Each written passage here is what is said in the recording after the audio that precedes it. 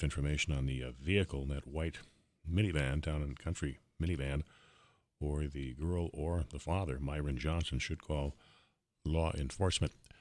A Warren, Minnesota man has now been charged with second-degree murder in the beating death of his ex-wife. 31-year-old Anders Odegaard was arrested at his home Tuesday afternoon after two of the couple's 5 children stopped a man and asked that he call 911, saying their mother was bleeding and needed help. The complaint says Anders Odegaard told a Marshall County deputy that he didn't feel right when the officer arrived at the home.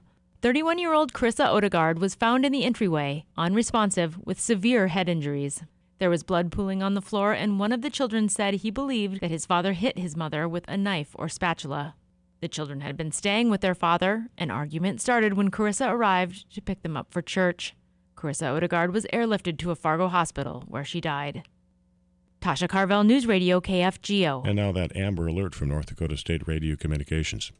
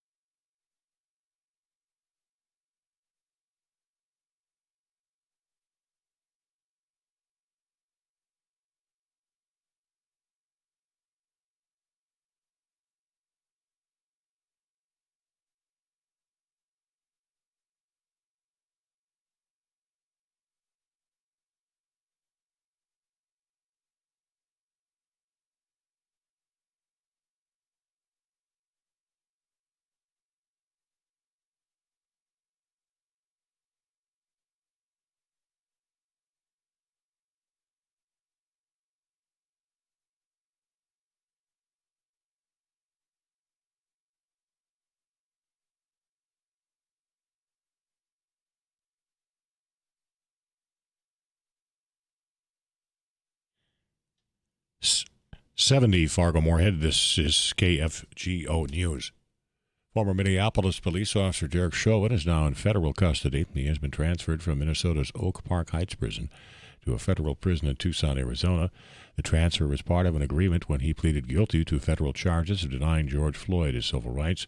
Chauvin's federal sentence will run at the same time with his state sentence for murder and manslaughter. He received more than 22 years in that state case. KFGO weather now. Meteorologist Tom Szymanski is expecting a mostly sunny afternoon, about 77 for our high. 49 clear overnight. Tomorrow, starting out sunny in the morning, then partly sunny. We'll have a chance of showers, thunderstorms by tomorrow evening, 80 the high. Saturday, partly sunny, slight chance of showers, thunderstorms, and 85. Sunny 70, Paul Jurgens, News Radio, KFGO. This is Afternoons Live with Tyler Axness on the Mighty 790 and 104.7 KFGO.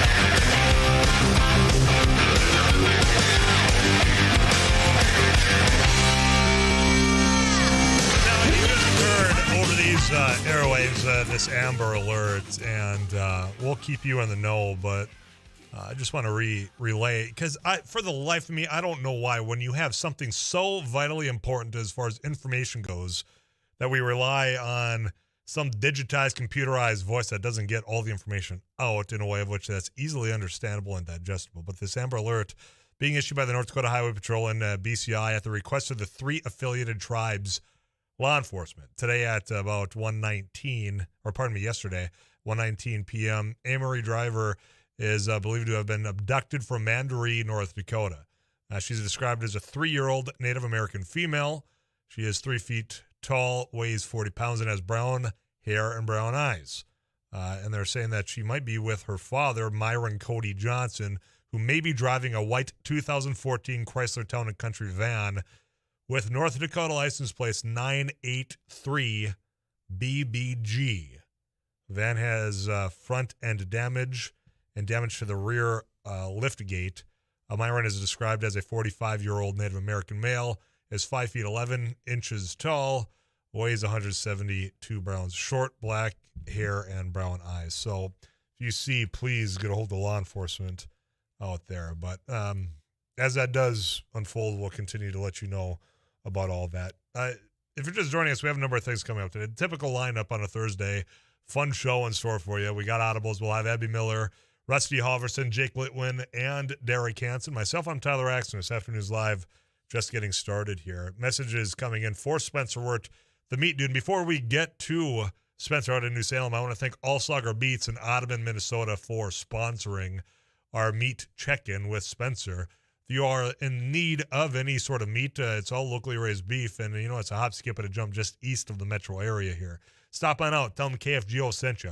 And now Big Deck Barbecue also joining in as a sponsor. So you can go buy your meats out at Allsager Meats in Audubon, and then you can stop at Shields or Hornbachers or other places, or you can go to BigDeckBBQ.com and check out all the latest locally made, family-owned stuff that they have there. We're talking barbecue. We're talking some mustard, dill mustard, and if you have not tried the peanut butter and jealous barbecue sauce, you've been missing out. They also have some rubs out there as well and seasonings to spice up all your meat needs as well. So when we come back here in just a moment here, Spencer Wirt, the Meat Dude, you send in whatever question you have at 35270, or you can call us. Lenny Studio Line open all day at 237-5948. First question that came in is about beef jerky. We'll ask Spencer Wirt, the Meat Dude, right after this here on KFGO.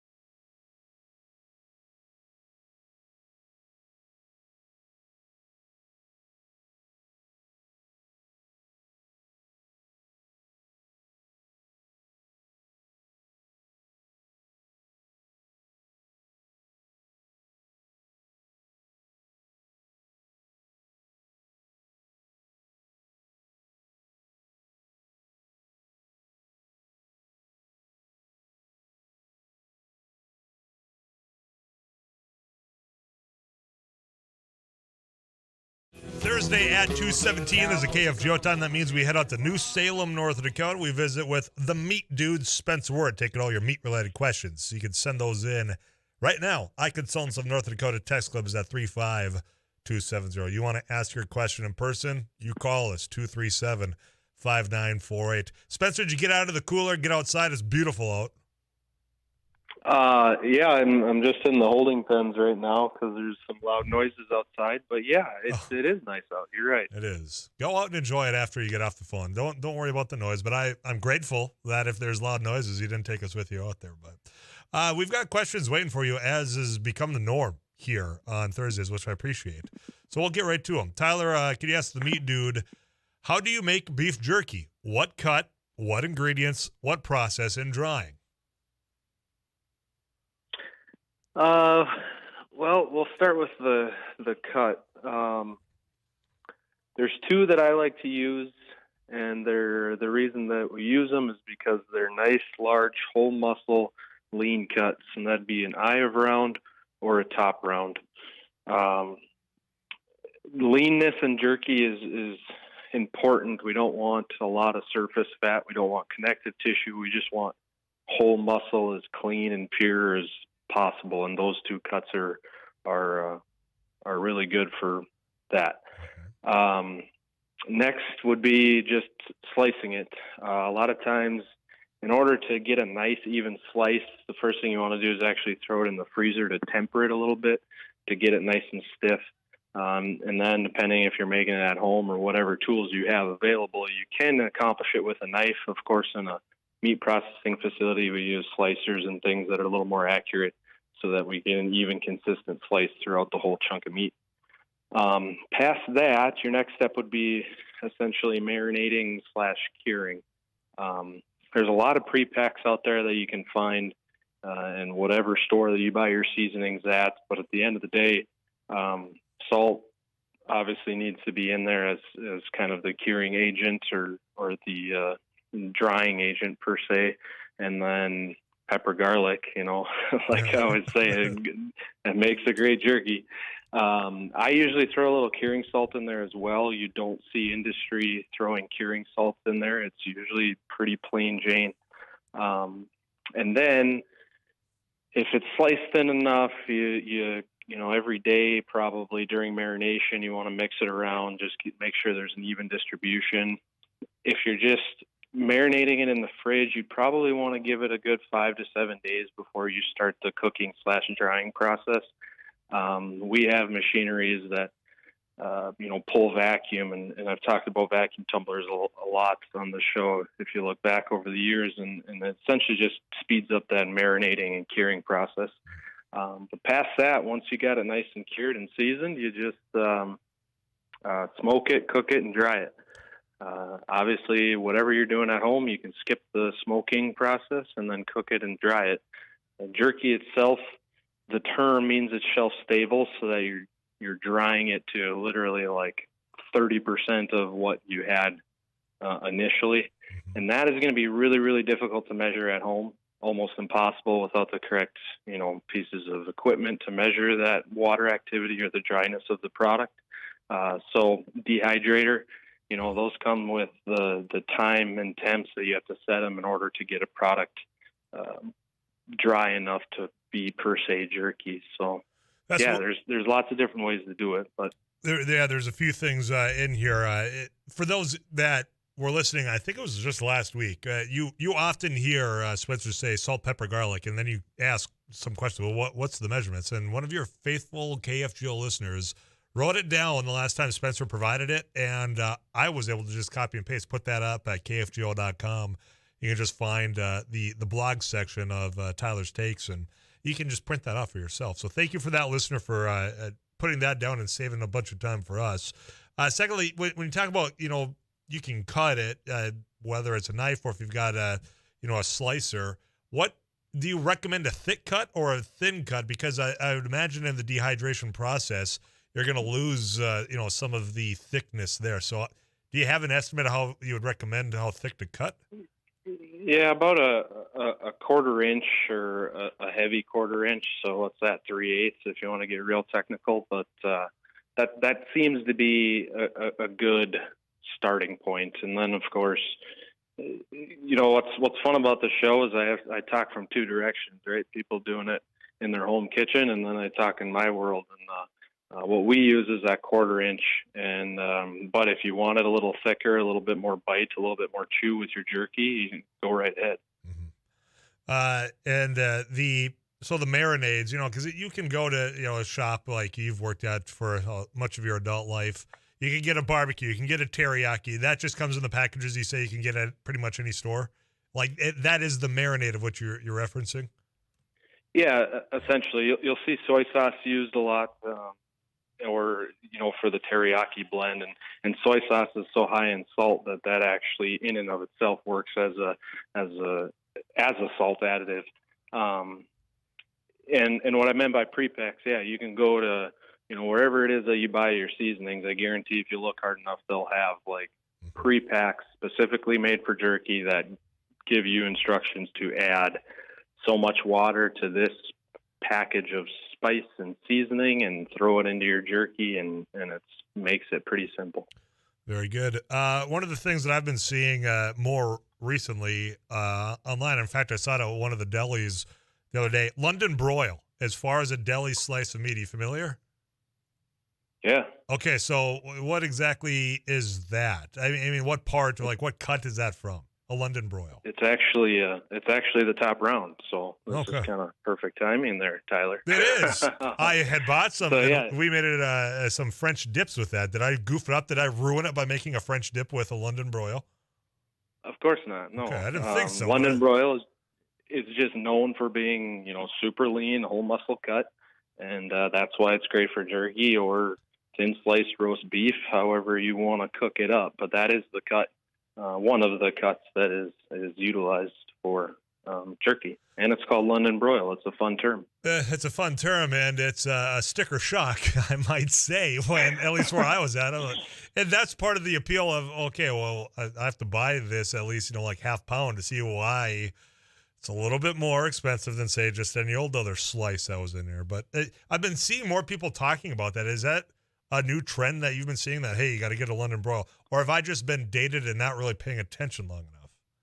I think you've just been not paying attention long enough, because that would be London broil is kind of an OG term that's been around for a long time. So maybe I'm just expanding my knowledge and paying more attention, because I got to ask you questions and sound smart every now and then. 35270. You can send in your meat questions. We're getting into that tailgate season. Does that change up anything as far as processors? Because we're going to get more chicken wings, for example. We're going to have people probably grilling out burgers. Or is it just same old? I'm just curious, the actual ordering for the change in what people's behaviors are going to be. Yeah, and I'm not quite 100% sure. I'm in a different element where I'm not buying much wholesale stuff anymore. And the whole ordering wholesale from the big processing plants in the past 2 years, it's still kind of a wild rodeo out there trying to get any certain cut of meat, whether it be poultry or beef or pork or whatever.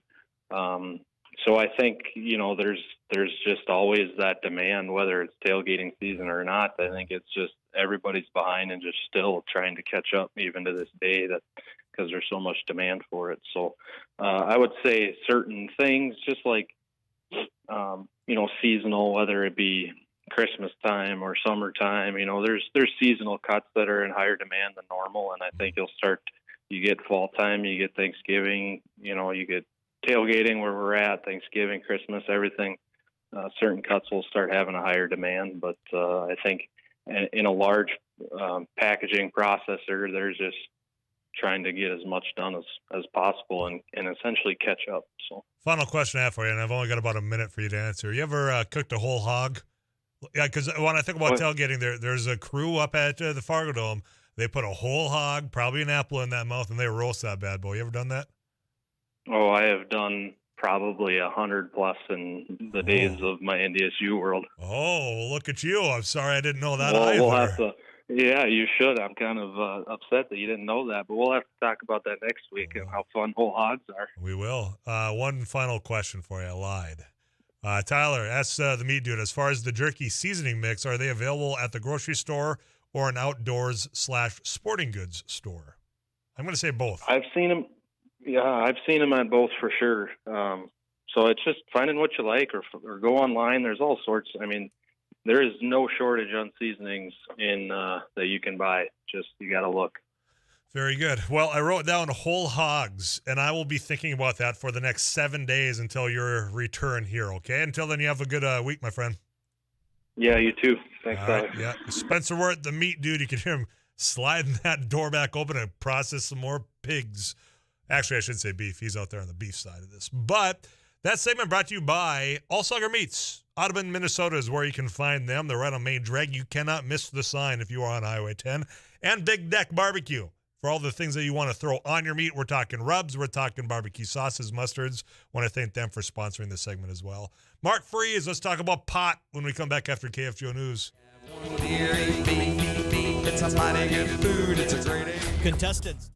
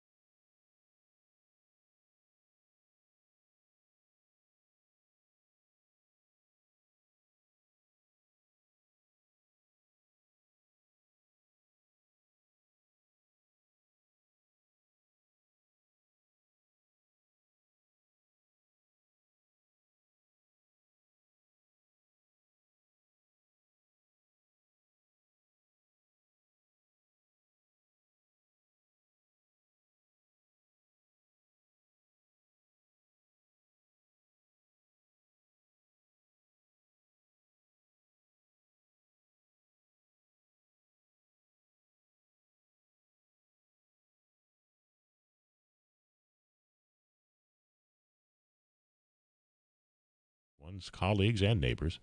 Settlement money coming to the state is primarily going toward prevention and treatment. A sense of normalcy, says Governor Tim Walz on the opening day of the Minnesota State Fair. Walz says the COVID pandemic has been tough on many Minnesotans, and the fair is a great way for people to enjoy themselves. Well, I think it's everything. I mean, this is psychological. This has been hard on people. There's been trauma. We're recovering economically. Our kids are getting back and starting school in a normal school year, and that's been a while. All of those things, I think, really matter. The fair is expecting big crowds throughout the run. It continues through Labor Day. KFGO weather, Fargo-Moorhead near 77 or so for a high this afternoon. Will stay mostly sunny. Clear 49 overnight tomorrow. Sunny in the morning, then partly sunny with a chance of showers, thunderstorms by tomorrow evening. 80 the high. Saturday, partly sunny, slight chance of showers, thunderstorms near 85, and mostly sunny Sunday, the high about 88 degrees. 71 sunny. Paul Juergens, News Radio KFGO. Back from the road, all the way from Barnesville, Minnesota. Coffee with KFGO. Thank you to Vision Ford down in Wahpeton for sponsoring that, and the Purple Goose for hosting.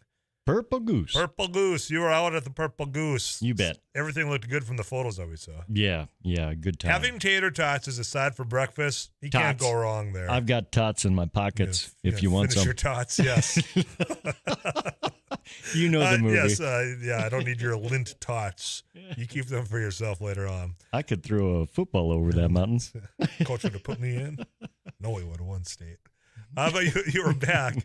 You're back from Barnesville. I know that there's a lot of people that have been moving out in the fields. I saw some people buying some harvest parts, but I think it was more for themselves than, say, for any equipment, if you get my drift. I just saw the back of a flatbed truck full of lubricants. Really? Yeah. Shop that is for after the combining is done. Oh, sure. Now you get it. Okay. And those are the shop parties. There'll be a lot of those. Roger. But the important work happens first. And I know understand. when it comes to Sugar Beet the Pre-Pile, I know that we had visited with Harrison Weber earlier to try to get more people to help out with this harvest. Good paying jobs out there. Yeah. But they're getting underway. Yeah, Harrison Weber, a friend of the show, Red River Valley Sugar Beet Growers Association. And he gave us an update earlier today on the progress for the pre-pile activity. Yeah, you bet, Rusty. We started on the 23rd on Tuesday, and so we're in day 3 here now of pre-pile, and as of this morning, the factories were up and running and slicing beets and making sugar. You know, the first couple days here, guys getting in, we had very strong stands. The yield forecast, we're looking at about a little over 25.5 tons valley-wide once we're all said and done. We had recent polls here this week and are pleasantly surprised with how the crop is coming along. We got a ways to go yet, but things are a little bit better than what we were kind of forecasting. Yeah, a ways to go, but things are looking good so far. Weather seems to have cooperated right now. Yeah. Today, you put today down, you write it in your diary tonight, saying, it was a perfect weather day. Yep. Beautiful out there. Get out and enjoy it. Take us with you, KFGO mobile app. You come on back next hour. If you want an extra job, Tyler, we can talk about that next hour. I've got plenty of time on my hands. Yeah, you do. Right. Okay. Yeah, right. All right. Well, I'll be looking forward to learning more. If you can't wait till next hour, KFGO.com. You just click on that agriculture tab. Plus, we got audibles today, Rusty. Don't forget. Okay, I'll be here. I do want to get this news that's coming on nationally. Redacted affidavit to be released by noon tomorrow. That is the affidavit that was used to execute the search warrant by the FBI down in Mar-a-Lago. So could happen today, could happen tonight, or it could happen sometime before noon tomorrow. When it does, we'll break it down for you right here on Afternoons Live. I'm Tyler Axis, CBS News. Then we'll have a visit with Mark Freeze next year on KFGO.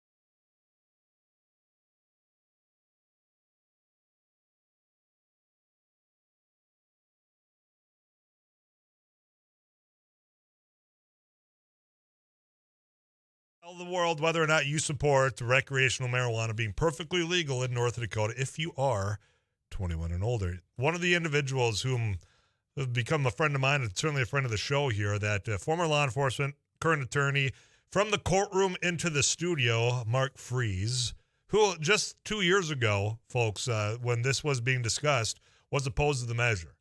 Now he's a part of the committee to get it passed. We'll figure out why right now as he does come on into the studio. How are you doing? I'm great. Thanks for coming in. I know how busy you are today. Yeah, but it's a beautiful day. Good to get out of the office. You cannot find a better day. Like, if you had to write down and have your wish come true of what the outside weather's going to be like, it's today. Beautiful out. But if I were writing it, I'd add a boat and a lake. Yeah, maybe a cool six-pack. There's other things of which could make it better. But aside from just the sun and all that, it's nice out. So I'm glad you're able to have an excuse to come on over here.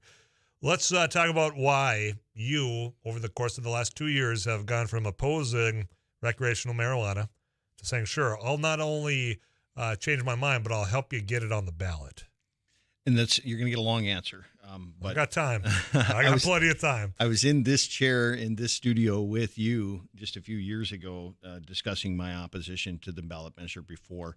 It was very poorly drafted. Mm-hmm. It was broad. It was wide-ranging. It had all sorts of unintended consequences. The measure would have basically legalized any marijuana-related activity is how the language was drafted. And then it had very broad expungements. If you steal somebody's car to buy your marijuana, you couldn't be prosecuted for it. If you drove while under the influence of marijuana, you couldn't be prosecuted for it. The sponsoring committee here asked for my involvement. They assured me, and they have assured the voters, that they're going to draft legislation or a ballot measure that mirrored legislation that had been proposed last legislative session. Mm-hmm. So last North Dakota legislative session, House Bill 1420 had a proposal that was almost identical to what very narrowly tailored North Dakota approach that preserves existing criminal records. It would not legalize activity that we don't want to see, like impaired driving with marijuana, people stealing to support marijuana habits. It protects property owners' rights. It protects employers' rights to enforce workforce and workplace rules. Mm-hmm. And it's a North Dakota approach. That's why I agreed.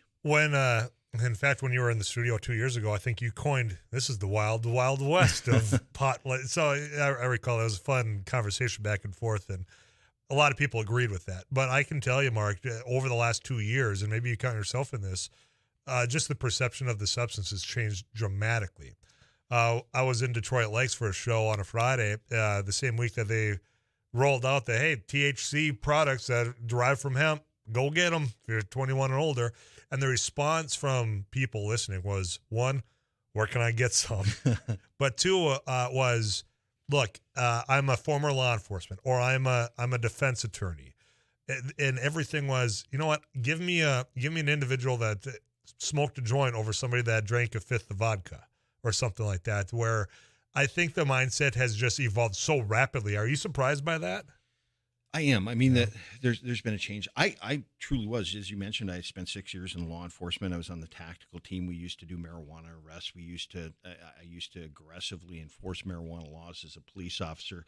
Currently, 19 states have adult use marijuana bills, laws. So if we don't do this, we're soon going to be in the majority. Canada has legalized it. Montana has. South Dakota did. That got overturned. It's in the process of doing it again.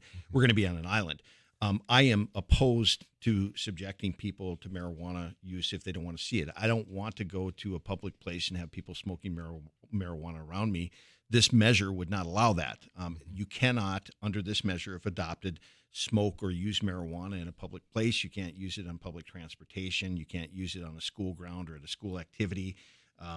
The reality is that this is going to allow, if you want to go to your backyard and smoke a joint of marijuana, if you want to use an edible, you can do so, but not in the workplace. If your employer says no, not in a public place.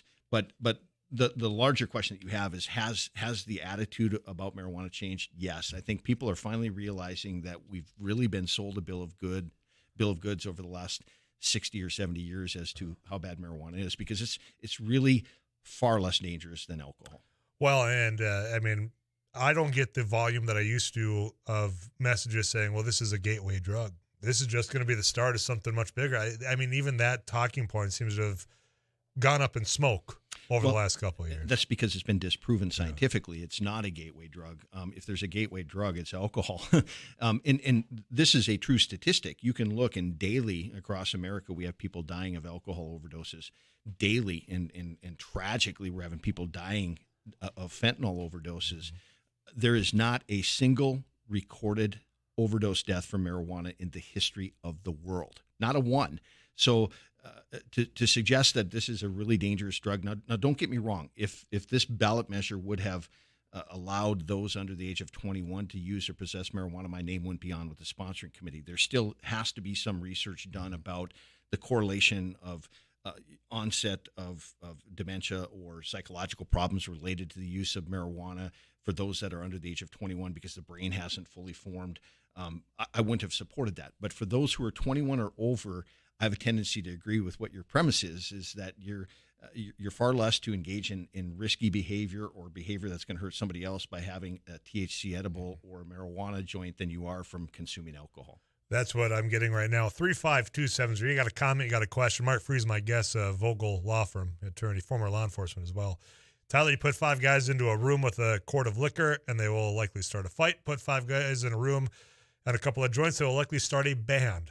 Cannabis, THC doesn't need more regulation than liquor, maybe less. That actually goes into my question. Is this this proposal written in a way that at some point, I don't know if it's local control, if it's a legislative thing, but is there a wiggle room for change? And here's why I ask that, because you say about no public spaces, and the same would go for alcohol right now, right? Unless if you get a permit. So if you're going to have a street fair or a small town street dance, you can get a permit to allow for beverages to be had. Is this written in a way that allow that, say, 10 years down the road? Sure, if you want to have your gummy, while you're watching a bluegrass band or polka dance, you can. Certainly, this is a proposal that would be subject to revision and regulation by the legislature. This is really kind of a toe in the water. It's a measured approach. There's only going to be a certain number of licenses that are issued. There are a number of restrictions, and if the legislature deems that it's working okay and they want to change it, we expect that they will. Right. One of the centerpieces of this proposal is local control. We wanted to preserve the ability of cities to say, hey, we're not going to be involved. We're not going to authorize the sale. So if you live in Carpio, North Dakota, and Carpio, the city of Carpio says we don't want to have cannabis dispensaries in Carpio, they're free to do that. So preservation of the local control over this, but there will be a state regulatory scheme that's set up, and registered cannabis establishments will have to demonstrate that they're in compliance with those schemes. But yeah, I mean, and we intentionally left out, we didn't add taxation, right? We want the legislature to fill that gap. Normal sales tax will be applied if this passes to the sales of marijuana. But if they want to add an additional tax, that's something that the legislature should be doing, not the ballot measure. Yeah, and I think you're spot on there. As somebody that used to sit in one of those chairs, you'd hate to have, X percent needs to be taxed, and then your hands are bound to not really go along with, changing of the times when it comes to budgets, all of that. I got messages in, but I got to get a weather update from Too Tall Tom Schmansky. He's going to tell you, as I've been beautiful. Well, for Too Tall, he wants it 10 degrees hotter and more humid. It's a perfect day out there. Get out, enjoy it. Take us with you, KFGO mobile app. I'm Tyler Axtis. Eric Johnson's our producer. Joined by Mark Freeze. You have questions, comments are coming in. I will share those with him right after this.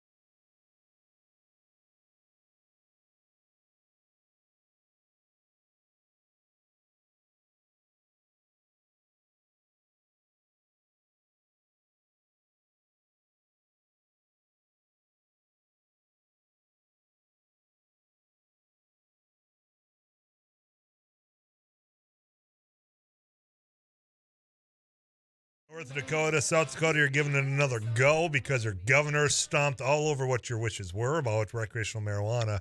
Mark Free is my guest. He's a part of the committee. He's an attorney, former law enforcement, backing this measure.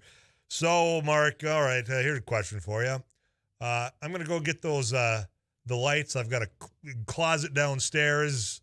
I'm going to start planting this. Is that even legal in this bill? There would be up to 3 plants, and the regulatory scheme, it would have to be seeds that are purchased from an authorized sale, an authorized distributor, an authorized cannabis establishment, and then those who want to dabble in horticulture can do so, but only 3 plants. That was, that does, by the way, differ from House Bill 1420. That wasn't included in there.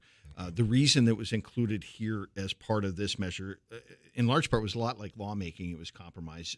The majority of states that have implemented adult use cannabis regulations allow for a small amount of home grow. Most are around 6 plants. Some are a dozen plants. We wanted it to be a very small number to satisfy those who would support it. And my reason for the support that we've discussed in the past, Tyler, is not because I intend on using marijuana, but I've seen the consequences of marijuana convictions on young adults. So other people wanted to be able to grow their own marijuana. They're on the sponsoring committee, and it was part of a compromise. But I don't think it's unreasonable at all to permit somebody to grow 3 plants. So one of the things that I've been pushing on these proposals is, look, this is also kind of a safety measure. There's oversight here. How is that provided if I'm in my basement, I got my spray bottle, I got my fluorescent lights, or whatever else I've seen in movies I'm trying to put in this scenario here to make sure that is safe? And I couldn't then go out and, hey, Mark, you want $5? I have no idea what the price is. But would that be allowed under this? No. The goal here is that there's going to be a regulatory scheme from seed to sale. That if you choose to plant 3 marijuana plants, you're going to have to purchase the seeds from an authorized dispensary or an authorized establishment. That establishment is subject to regulation. They're subject to monitoring. Not later, if this passes, not later than October 1st of 2023, the Department of Health and Human Services, or another agency, if it's designated to do so by the legislature, would have to develop a comprehensive set of administrative rules. We didn't get way into the weeds on how all of those rules would be implemented. That is a legislative and executive branch function to develop those administrative rules. But the regulations will address all of the things that I, as a citizen, would be concerned with. Things like security of the establishments, what is authorized for advertising, what types of packaging is permitted, standards for testing and facility use. Verification of the age of the person who's purchasing the substance, and so on. So, you got more time for me? I do. Very good. Now we got some more questions for you. When it comes to testing, the field sobriety. If I get pulled over and I had a gummy bear, and so I'm just curious some of those that are on people's minds as well. Your messages are coming in, Tyler. Funny, I own a small company and a longtime employee who was younger than me just quit because I smoke pot. I told her I have my medical card and I don't take pills. She still referred to me as doing drugs. Unbelievable. Some people still don't get it. I think as that scenario, I think there's fewer and fewer people that still don't get it. But you're right. There are still some people that they're telling me they're not going to vote for this, and that's well within the right. I typically ask, well, why? This one comes in, and I'll let you address this in a minute. Tyler, I believe your guess is wrong. Aneurysms and death due to cannabis usage has been studied. Fact check me. Your quick response there. Well, I don't dispute that. My comment was that there's not been a single reported overdose death from marijuana use in the history of the world. I do not purport to condone the marijuana use. I would have my kids stay away from it. There are all sorts of things that we do that cause cancer and cause death. Smoking, using chewing tobacco, consumption of alcohol, eating too many cheeseburgers causes high cholesterol. There's a whole variety of things that are bad for us to do. I'm not saying that this is good. Okay. Well, more with Mark Freeze right after CBS News. We'll check in with Paul Jiggins at the KFJO News Center as well. I'm Tyler Axis. Stay with us.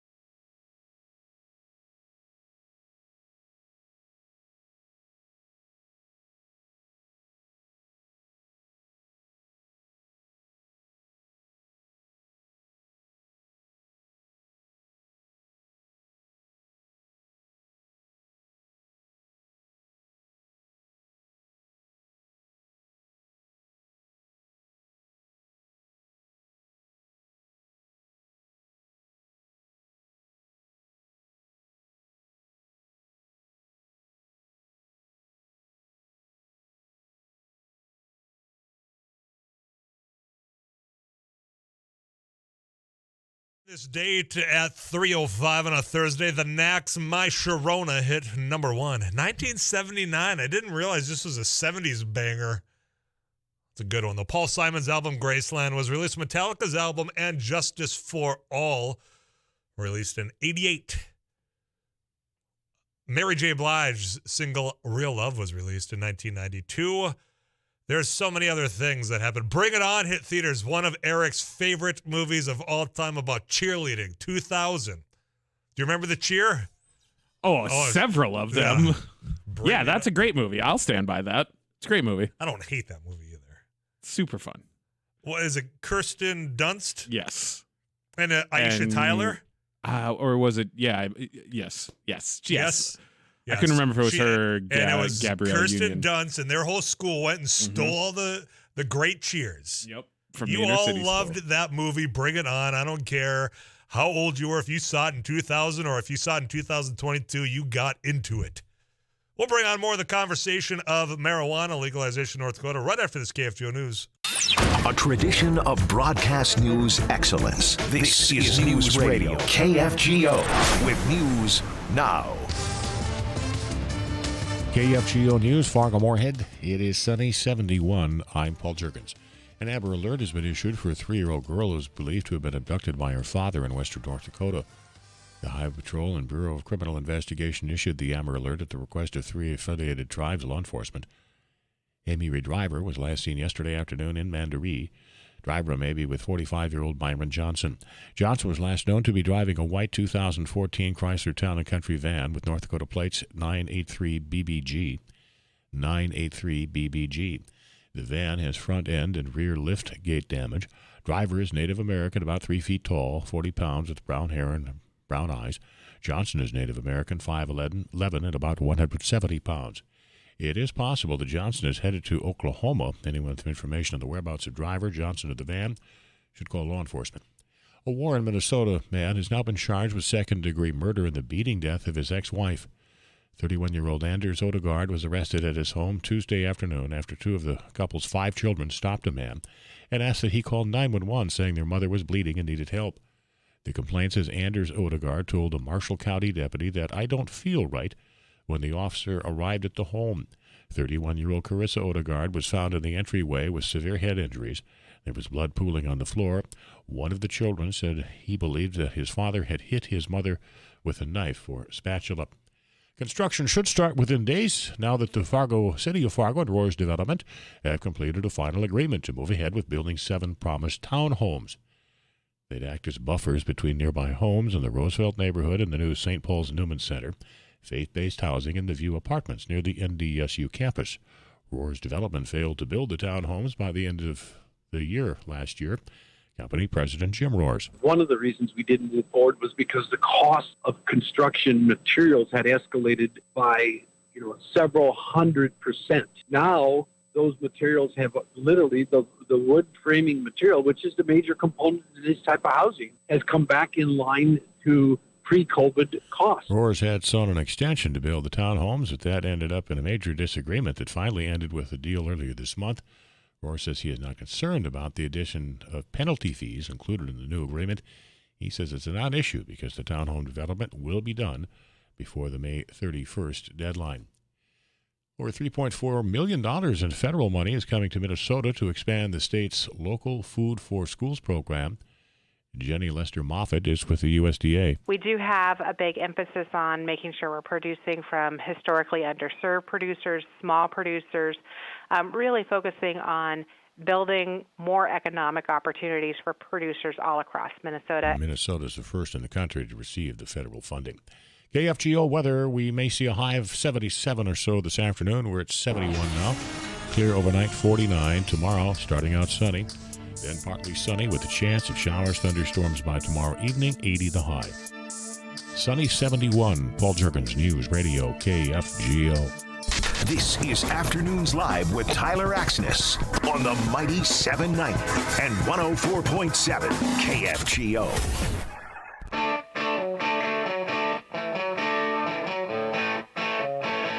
Okay, I'm going to try not to get too far ahead of myself, but Some of the songs this hour are going to be played because, you know what, I had a great conversation with two well-known journalists in the area. Don Haney right here of KFGO, Al Ahmet as well, and we just sat and we talked music.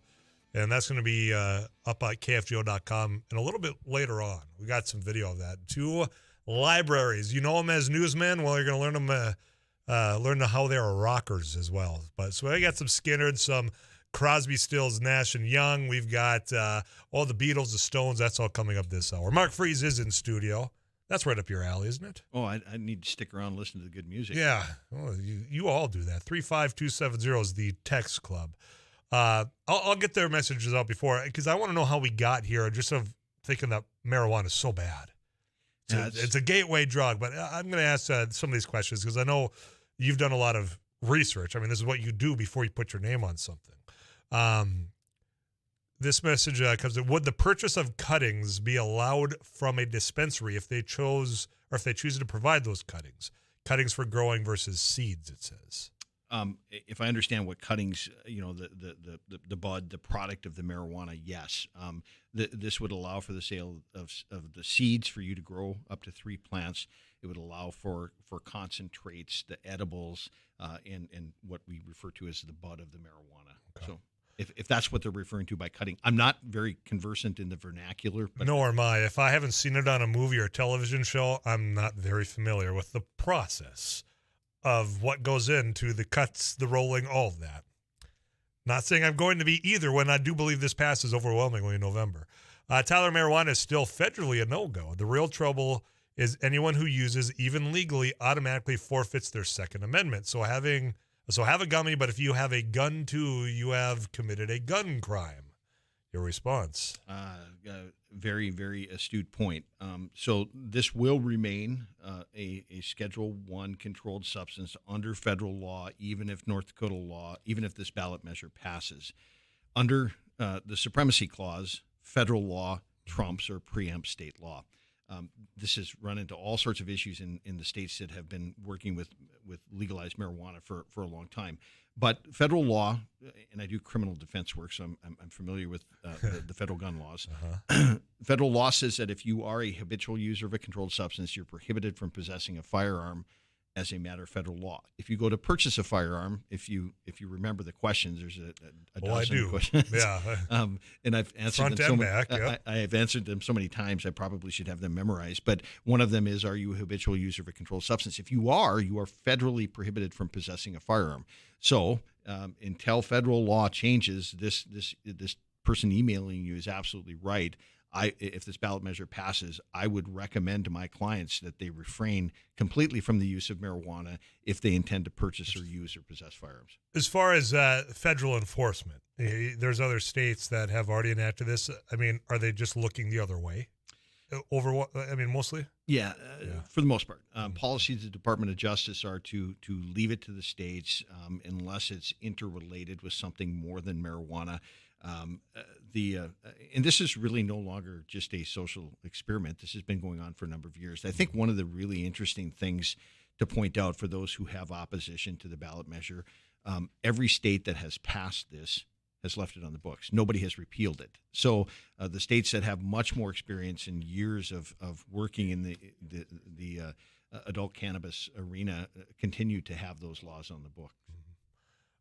They aren't cuttings. They are called clones. Well, now we know a little bit more of the vocabulary right here on radio. You educate me almost daily here. I appreciate that.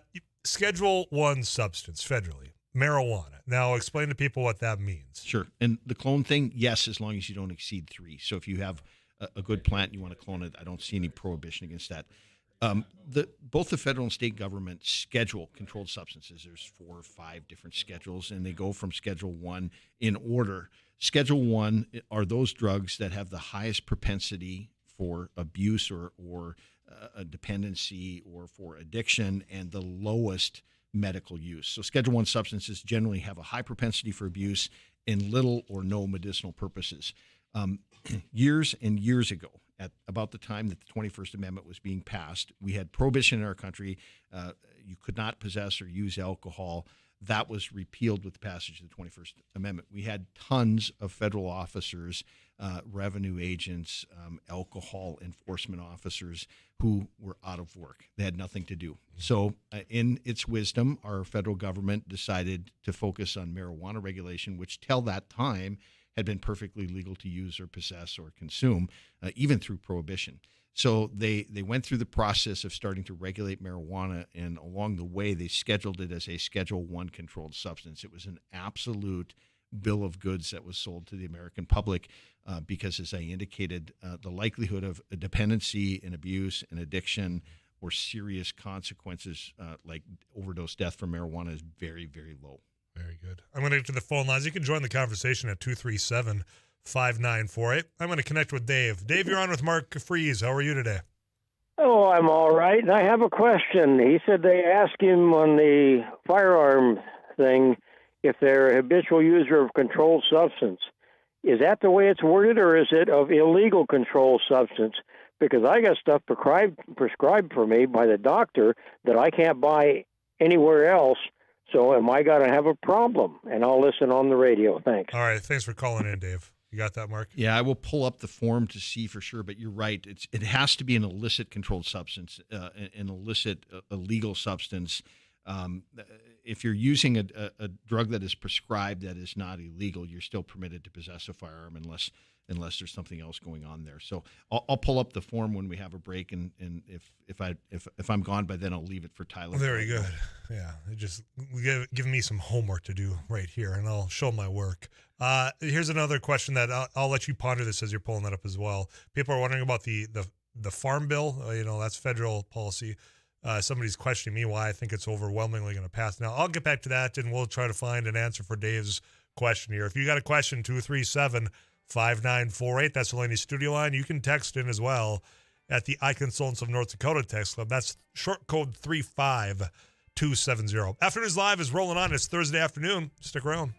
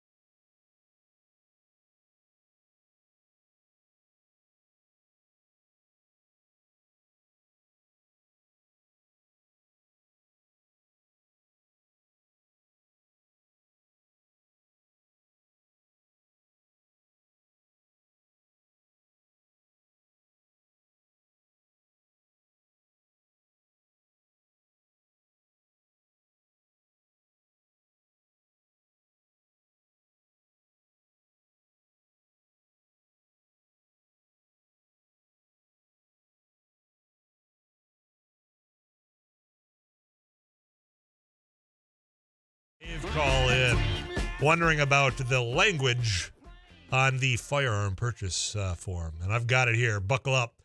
Are you an unlawful user of or addicted to marijuana or any depressed stimulant, narcotic drug, or any other controlled substance? Oh, but wait, there's more. Warning. The use of or possession of marijuana remains unlawful under federal law, regardless of whether it has been legalized or decriminalized for medicinal or recreational purposes in the state where you reside. So the unlawful use, I think, is the important part there. And it was a good point and a good question and good clarification. Halfway through you reading that, I was going to invoke my Fifth Amendment privilege, but I plead the Fifth. I'm going to get to the phone lines and visit with Liz. Liz, thanks for calling in. You got a question on marijuana? Yes, I was wondering, will they be allowed to smoke in apartment buildings? no, if the landlord says you cannot. If the landlord authorizes it, you are. That's one of the centerpieces of this, is that it preserves and protects property owners' rights. So the owner of the building can prohibit the use or possession of marijuana within the building. A landlord could prohibit it for tenants or authorize it if they choose to do so. Wow. Okay, because I moved out on a bit of a building because the marijuana smell was so horrible, and it's not even legal yet. Right. So I can't imagine what it's going to be like when it's legal. And I'm pretty confident. I've looked at the residential lease agreements for a number of the larger landlords in the Fargo-Moorhead area, and most of them are going to prohibit it. And I'm with you, Liz. I can't stand the smell of it. I was in Las Vegas a couple of years ago. It's pretty prevalent, prevalently being used in public. I don't like the odor. This ballot measure will not allow it to be used in public places where it can, for those that are sensitive to it or have allergies or, like me, just don't like the smell. Liz, you raise a great question. Actually, one that I hadn't even considered as far as those apartment dwellers. And that'll raise a lot of people's eyebrows. I have no doubt. As those people that might be 21 older, they're going to college, they're thinking, well, this is going to be great. It's having the party over here. Well, you better make sure you have that lease agreement. Everything is kosher there. Tyler, is possession of it up to 500 grams only a misdemeanor with no jail time? I think I read that right. Is possession of up to, I'm just reading it as it comes in, Mark. Is possession of up to 500 grams only a misdemeanor with no jail time? Question. So this ballot measure would allow you to possess up to 1 ounce of marijuana with no penalty. So at any given time, you could possess up to an ounce. And then there's variant amounts of edibles and concentrates that you'd be able to possess. There are limits on that. Right now, this last session, the North Dakota legislature did reduce the criminal penalties. It remains a crime to possess marijuana, small amounts of marijuana in North Dakota, but it's an infraction. So infractions are classified as crimes under North Dakota law, but they're punishable by a fine only. So if you possess marijuana and you're convicted of a crime. Unlike a traffic ticket, if you're convicted of a traffic violation, it's a non-criminal violation. So I don't know if I answered his question or not. Currently, it's an infraction. Under this measure, if it's passed, it will be lawful for those over 21 to possess.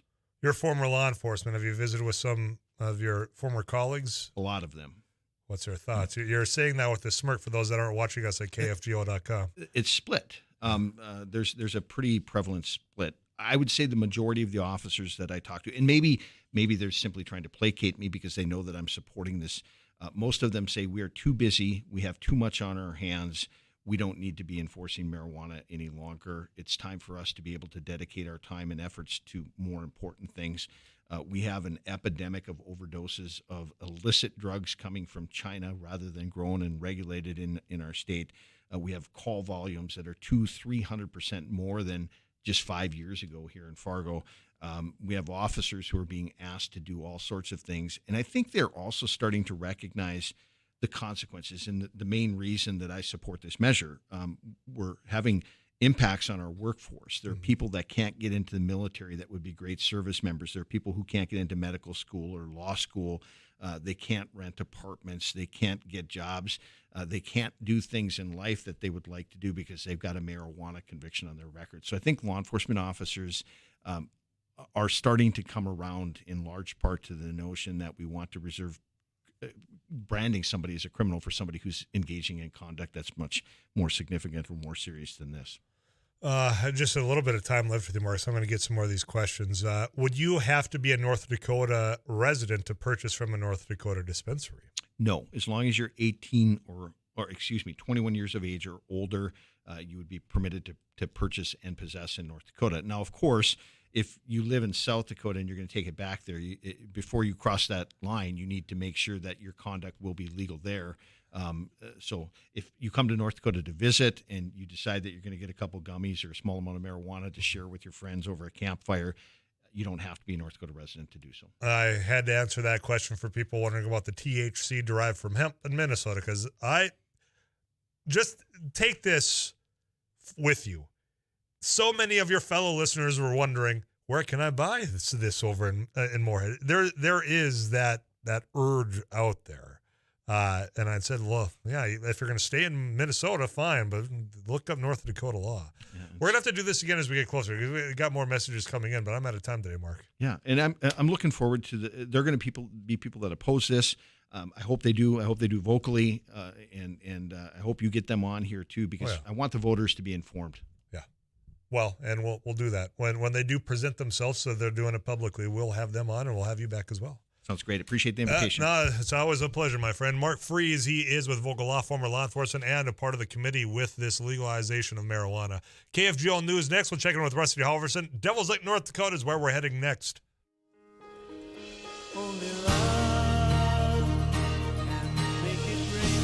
Have you been told your sewer line is broken?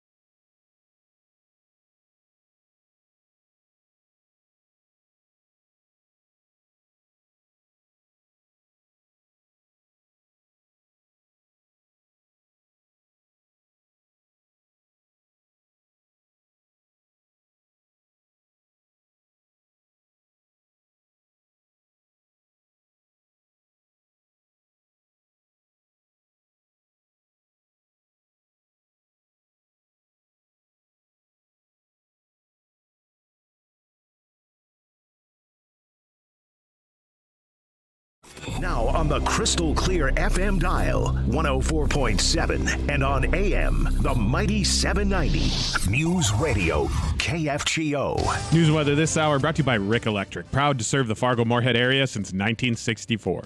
Day or night, they're here for you. Find them at rickelectric.com. Fargo-Moorhead, sunny 73. I'm Paul Juergens. An Amber Alert has been issued for a 3-year-old girl who is believed to have been abducted by her father in western North Dakota. The Highway Patrol and Bureau of Criminal Investigation issued the Amber Alert this afternoon at the request of 3 affiliated tribes law enforcement. Amy Ray Driver was last seen yesterday afternoon in Mandaree. Driver may be with 45-year-old Myron Johnson. Johnson was last known to be driving a white 2014 Chrysler Town & Country van with North Dakota plates 983BBG. 983BBG. The van has front end and rear lift gate damage. Driver's Native American, about 3 feet tall, 40 pounds, with brown hair and brown eyes. Johnson is Native American, 5'11", and about 170 pounds. It is possible that Johnson is headed to Oklahoma. Anyone with information of the whereabouts of driver, Johnson, or the van should call law enforcement.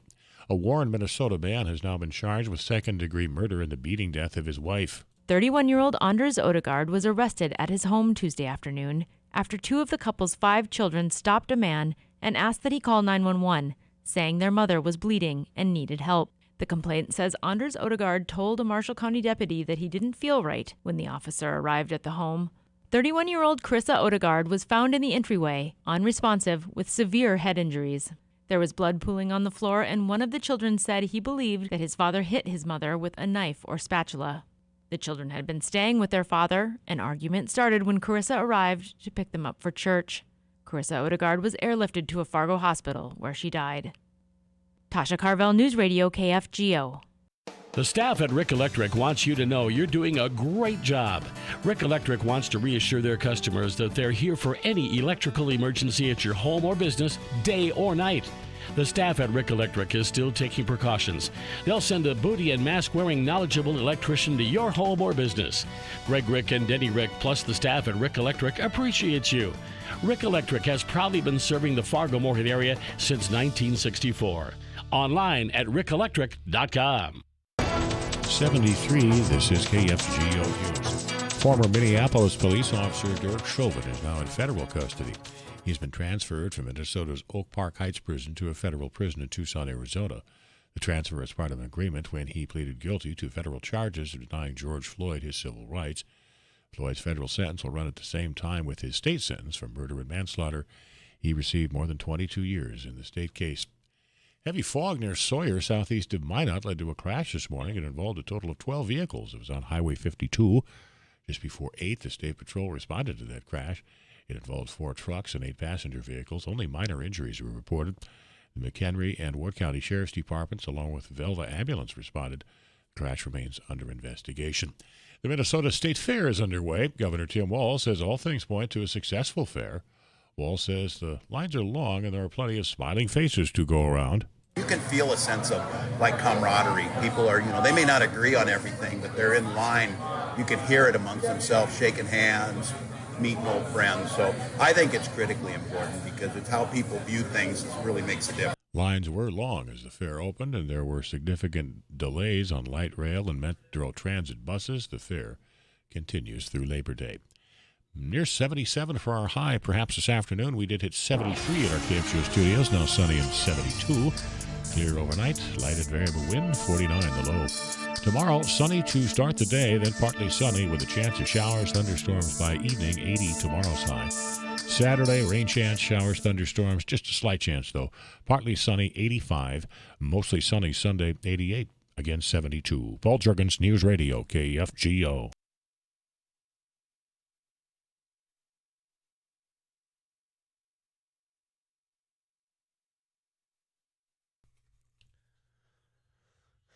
I was promised last hour that I would learn that if I had extra time on my hands, that Rusty Halverson would be able to hook me up with something to make a little cash. He apparently doesn't have extra time on his hands to come back in the KFGO studio. We can try and muddle our way through his report. I do have some information. Do you want to play the role of Rusty right now? Yeah. Okay. He was talking with Harrison Weber of the Red River Valley Sugar Beet Growers Association. Oh, I know Harrison. He's a good guy. Yeah. We had him on a couple of weeks ago. KFGO, wherever you get your podcast, you can go check out that conversation. Nice. Pre-pile ongoing, I believe he said in the previous hour. So he's got some ideas of how you can make a few extra dollars. You can drive a truck during the harvest season, and Harrison encourages folks to check it out online. Yeah, Rusty, it's the sugar industry in our neck of the woods here in the Red River Valley is you can really feel the impacts, and I always like to give a comment of thanks to all the area businesses, that stay open 24 hours a day, or that maybe have somebody on call to help serve the growers during our harvest time. And, what a great opportunity for people to get away from their office job or their day job and come out to the farm, see where their food is grown and doggone it, make a little money while they're at it too. It's, you won't find a higher paying part-time job anywhere in the valley. And, each grower obviously pays individually, but some pretty quick money that they can make in 10 days, 2 weeks. Have you ever driven Sugar Beet truck? I have not. You worked at an elevator growing up. Grew up obviously in an agricultural Grew up in an community. area where there weren't sugar beets right. as well. I also have not. I was busy with our own harvest. Pigs. Typically. We learned all about the pigs yesterday and how you love the smell of pigs and what's left behind. But on a good year, it can be a very, very pleasant experience. On a wet year, it can be a little more work. But I think no matter what, it's like you said, really a good opportunity to bank some cash going into the holiday season. Make some of those dollar bills, y'all. If you want to learn more, you go to rrvsga.com. As far as your portrayal of Rusty, one, of course, not that sultry voice. No, Rusty, no. And I'm never going to have We're that. all jealous of Rusty Halverson's voice. It's so soothing. Overall delivery, 3 out of 10. Wow. That's harsh. He must have ran out of toner in the printer that he used on my copy. I'm squinting to read what's going on. But yeah, I didn't feel it. I didn't believe all the words of what you were providing. It's been a while since I've done farm reporting, so it's a little bit of rust to kick off. Well, if you're going to own up to it, I'll bump it up to 5 out of 10. So you're halfway there. Yeah. Living on a prayer. Either that is average or failing horribly. I'm not sure what scale we're grading it's on. Half glass, full or empty. That's up in the eyes of the beholder there. Let's get you caught up with CBS and national news when we come back. Tanner Cherney, he's with Devil's Lake Tourism. You know what? It's a beautiful day out, as I've been repeating. Days are numbered. We got the fall upon us. That means some more outdoors as far as hunting goes. And if you're going to be thinking about ice fishing, you might want to book your guided fish tours up there. So we'll talk about that when we come back here on KFGO.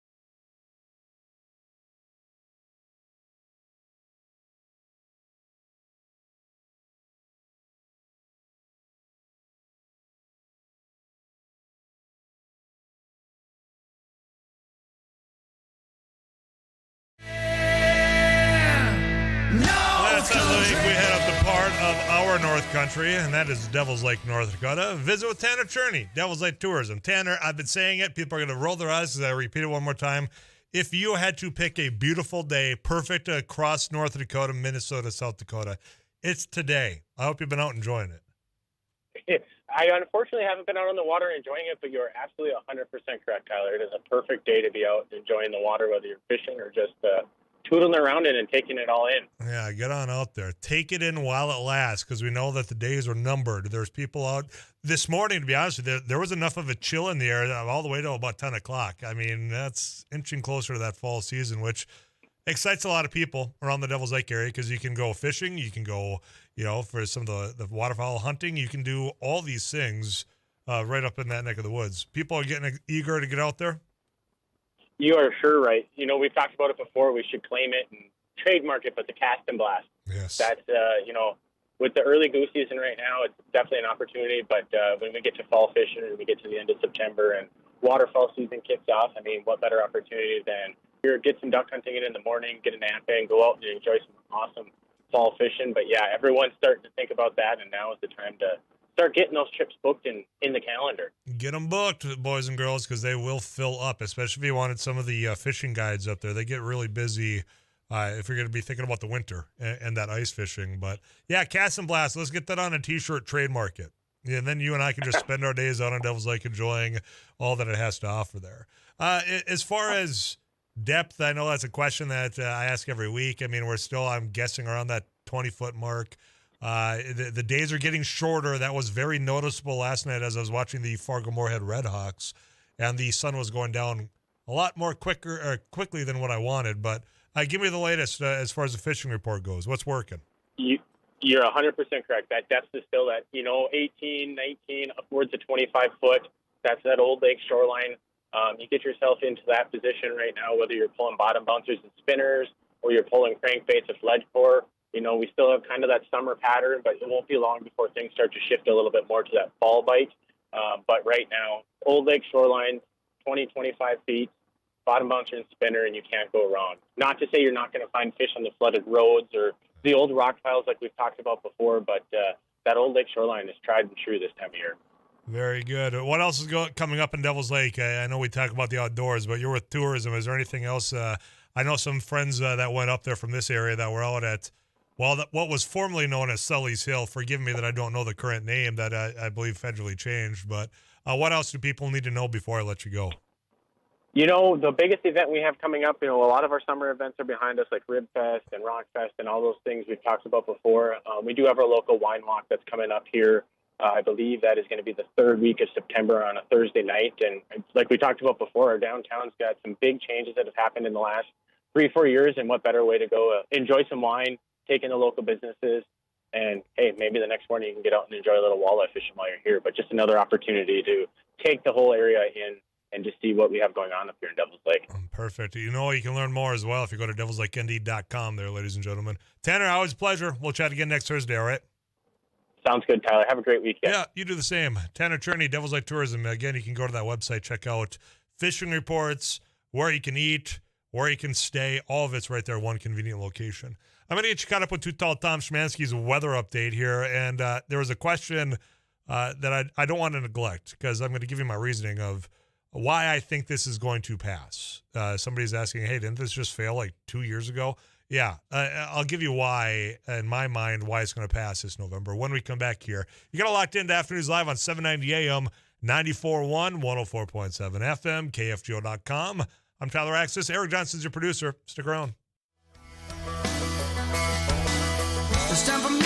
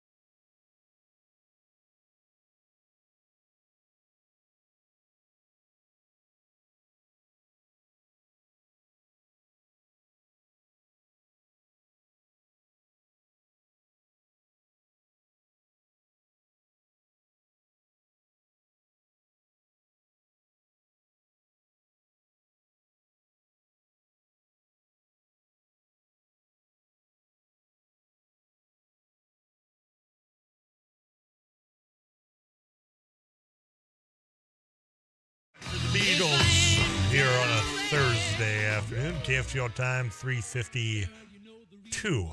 Fast and close enough, at least at 3:52. We had Mark Freese on. He's part of the committee that has gotten enough signatures and will provide you an opportunity to vote on whether or not you want recreational marijuana in the state of North Dakota. I have said from the get-go that once they started this petition, that if they got on the ballot, I predict it passes. And I predict it passes, not by a small margin. And people are questioning me on that, and I'm trying to find the exact wording for you. Tyler, didn't this initiative fail once in the state? Why is it assumed it will pass overwhelmingly now? It's only been 2 or 4 years.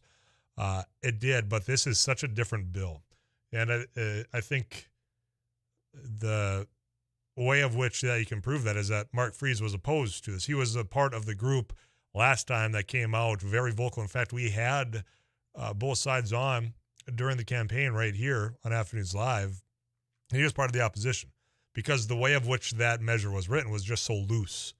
They dubbed it the Wild West of marijuana. That's what North Dakota would be, because there wasn't really any oversight. There wasn't any regulation. There was basically, have at it, boys and girls.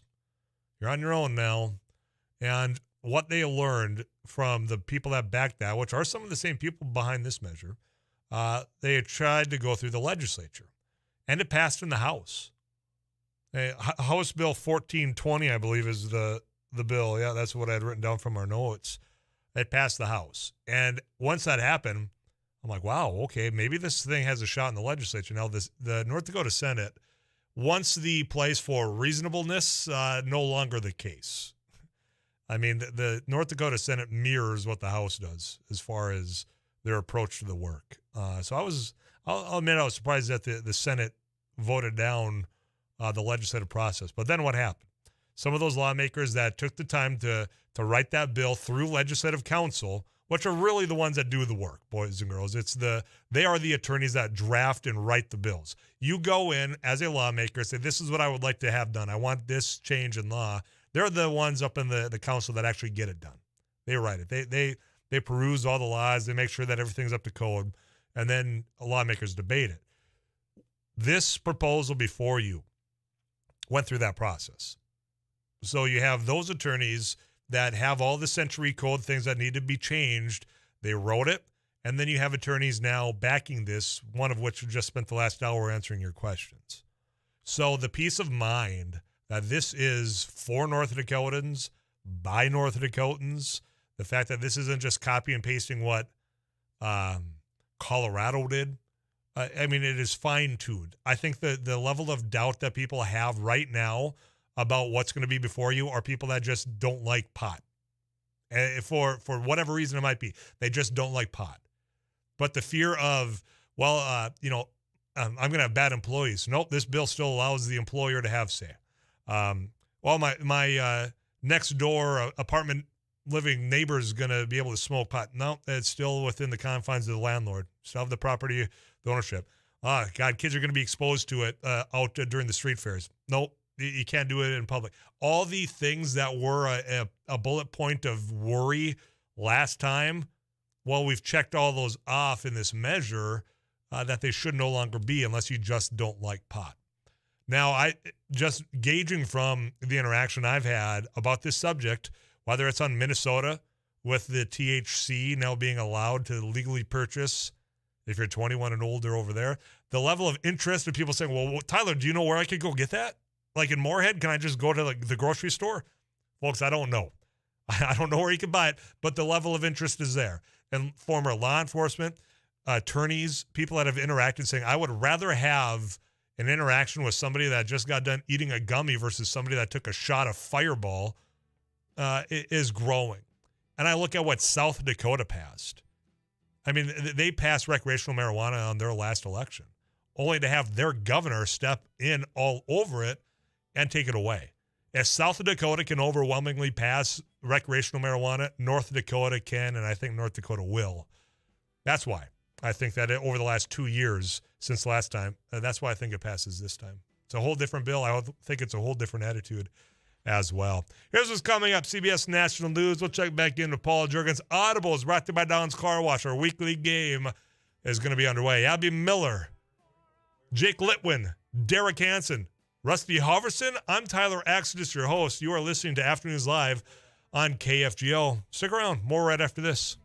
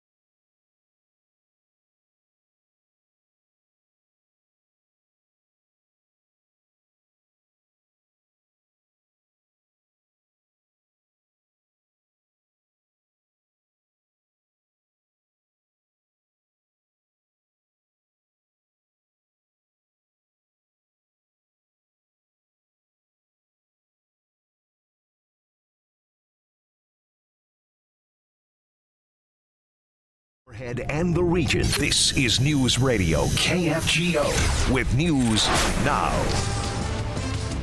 KFGO News, and Tyler, that is believed to be a vehicle stop with a vehicle search there along Interstate 94, both marked and unmarked squad cars there, eastbound I-94 near the Red River Bridge. An Amber Alert has been issued for a 3-year-old girl who is believed to have been abducted by her father in western North Dakota. A Highway Patrol and Bureau of Criminal Apprehension, investigation that is, issued the Amber Alert this afternoon at the request of 3 affiliated tribes law enforcement. Amy Ray Driver was last seen yesterday afternoon in Mandaree. Driver may be with 45-year-old Myron Johnson. He was last known to be driving a white 2014 Chrysler Town & Country van with North Dakota plates 983 BBG. The van is front end and rear lift gate damage. Driver is Native American, about 3 feet tall. She's 40 pounds with brown hair and brown eyes. Johnson is Native American, 5'11", and about 175 pounds. Anyone with information on the whereabouts of driver, Johnson, or the van should call law enforcement. A Fargo man who was taken to a hospital for a mental evaluation after he barricaded himself in a Wood Spring Suites hotel room in North Fargo overnight and fired shots has been arrested. 35-year-old Nicholas Otten was arrested for aggravated reckless endangerment and terrorizing. He is in the Cass County Jail. It started when officers responded to a report of a suicidal person. Police negotiated with Otten and were able to get him to leave the hotel. A shelter-in-place was issued for residents near the hotel. It was lifted after about 3 hours. A Warren, Minnesota man has been charged with second-degree murder in the beating death of his ex-wife.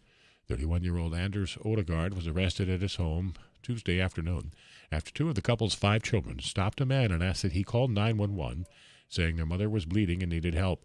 The complaint says Anders Odegaard told a Marshall County deputy that I don't feel right. When the officer arrived at the home, 31-year-old Carissa Odegaard was found in the entryway with severe head injuries. There was blood pooling on the floor. One of the children said he believed that his father had hit his mother with a knife or spatula. A large fire at a houseboat manufacturing plant on Rainy Lake in northern Minnesota has left an 85-year-old woman dead and her daughter and granddaughter injured. The fire was at Northern Air Houseboats. The one's 51-year-old daughter is in critical condition after trying to go back inside the business to rescue her mother. A 12-year-old girl is in stable condition. 2 firefighters were treated for heat exhaustion and dehydration. Fargo-Moorhead, a clear night, about 49 for the overnight low, wind becoming light and variable. Will be sunny to start the day tomorrow, then partly sunny with a chance of showers, thunderstorms by evening. The high tomorrow 80. 85 Saturday, partly sunny, slight chance of showers and thunderstorms. Mostly sunny, 74. Paul Juergens, News Radio, KFGO.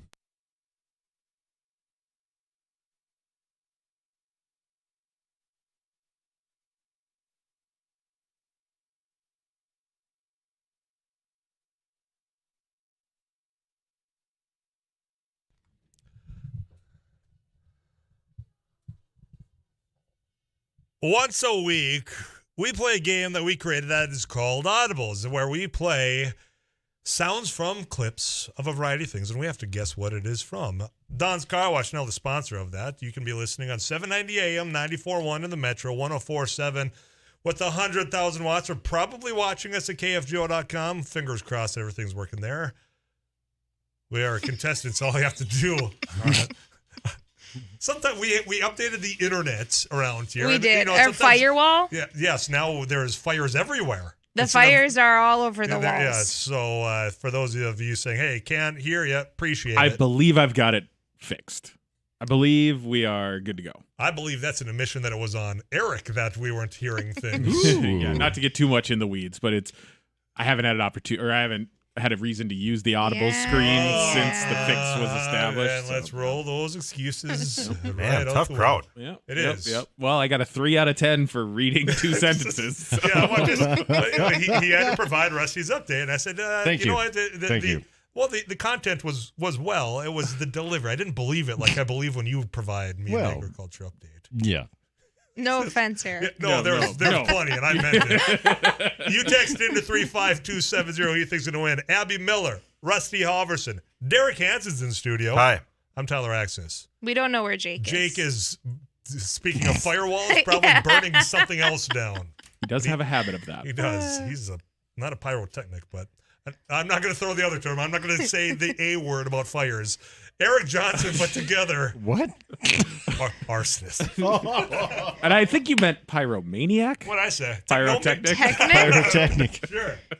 Eric Johnson put together today's game. It's going Clearly, Tyler has swimmingly. been talking for a long I have been time recording today. a lot of stuff. I've been talking nonstop since 9 a.m. today. So if you want to weigh that into your consideration of who to vote for, I'll allow that this week. Eric Johnson put together the game. What do you got for us today? All right, guys, all the regular players, so we know the rules. Ring in with your name, scaled scoring, 5 categories. Tyler won last week. He'll select first. After that, whoever gets the correct answer selects next. Answer incorrectly, you're out for that category. Tyler's standard 5, character, actor, movie, TV show, and song. TV show, please. TV show, audio clip, number 1. You think it's a coincidence I've been giving you extra potatoes all semester? I've never asked for those potatoes. Did you ever date a food service worker, big guy? TV show, audio clip, number 2. It doesn't matter to me who your parents are or what they do. But if you are the kind of guy who hides his head in the cement... I think you mean sand. That too. TV show, audio clip, number 3. I don't see why people like to drink. Oh no, I feel so nauseous. Well, get ready to feel worse. Looks like it's going to Tyler. cost $1,000. Tyler. Saved by the Bell. That is correct. Get out. Mr. AC Slater right there. That was 3 of the main characters: Lisa Turtle, Zach Morris, and AC. Was Screech next? No, we had to go super easy on the giveaway for Saved by the Bell. Well, yeah, that would have been easy. Just to be safe. yeah, you can still see the background that scrolls past, which is still used behind, I think, high school photos. Have they changed the backgrounds of the school photos? The lasers were always the best, You had and the everyone knew the that. lasers in the forest were the two that were always there. Are they still that way, I assume? You Yeah, just probably. graduated high school like 2 weeks ago. Yeah, it was 3 weeks ago. My mom was a strict brush stroke background gal. Brush stroke? Yeah, that's what it was called. That's what all of us kids had. It looked like a paintbrush stroke? Yeah, but like not Never not heard, never seen. not aggressive paintbrush. Like if you took a light blue paintbrush and then like put a filter over it to kind of blur it. If you saw it, you'd recognize it. Yeah, it's like immediately. it's the most basic photo background. It's the main one. It looks like if you zoomed in on a square inch of the sky of a Bob Ross painting. Okay. All right, you guys. That's us. Happy little bird. I know Happy my accidents brother here. had like space when he was a kid. Yeah, the Really space young. and the lasers. That was the cool But it one. wasn't lasers, it was just space. And he was wearing a bolo tie. Yes. Oh. Which brother? Carson, Carson, the of middle course, child. Of course it was Carson wearing the bolo tie. Denise, how could you do that to him? He was young. All right, Tyler on the board early with 2 points. 4 categories remaining. Would you like character, actor, movie, or song? We better go with actor. Actor. Audio clip number 1. Le point du jour à nos bosquets rend toute leur parure. He doesn't know. Actor. Audio clip number 2. That's it then. Cancel the kitchen scraps for lepers and orphans. No more merciful beheadings. And call off Christmas. Actor. Audio clip number 3. You were seen by no less than 7 muggles. Tyler. 5. Is it Benedict 4. Cumberbatch? No. Come on. That's absolutely the guy. No, it's not. He's I will replay in its entirety. Actor. Audio clip number 3. You were seen by no less than 7 muggles. Do you have any idea how serious this is? Oh, no. And finally, actor. No. Audio clip number 4. But you have me at a loss. You know my name, but who are you? Derek. Just Hans Gruber. I don't know Rusty. his name. Rusty. Professor Snape. Abby, do you want to listen to the entirety of I Clip 4? don't know his name. You don't know the He's actor's Severus name? Snape. Yeah, I can't remember his name. Oh, he died. Alan Rickman. Alan Rickman, of course. Oh. Alan. Couldn't remember his name. I mean, good job, Hans Gruber. Yeah. Severus Snape. Yeah. Oh, But man. Also the Sheriff of Nottingham. Yep. was Clip Very 4. yes, from Robin Hood with yes. that very bad Bryan Adams song. Yeah. All right, no points on the actor category, so Tyler maintains control of the board. Would you like character, movie, or song? Song. Song, audio clip, number 1.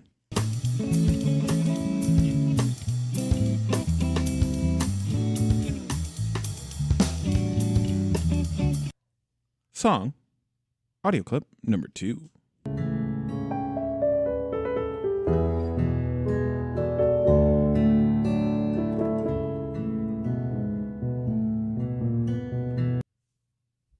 Song, audio clip, number 3.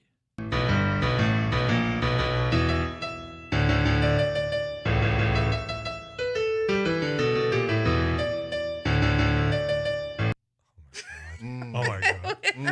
I can hear it. It's right there. I know. Finally, It's there. Song, audio clip, number 4. Dead loose from Derek. the news. Derek. Back in Black. There it is. There it is. Finally. Oh, man. We are on our game The today. piano really got me thinking Britney Spears.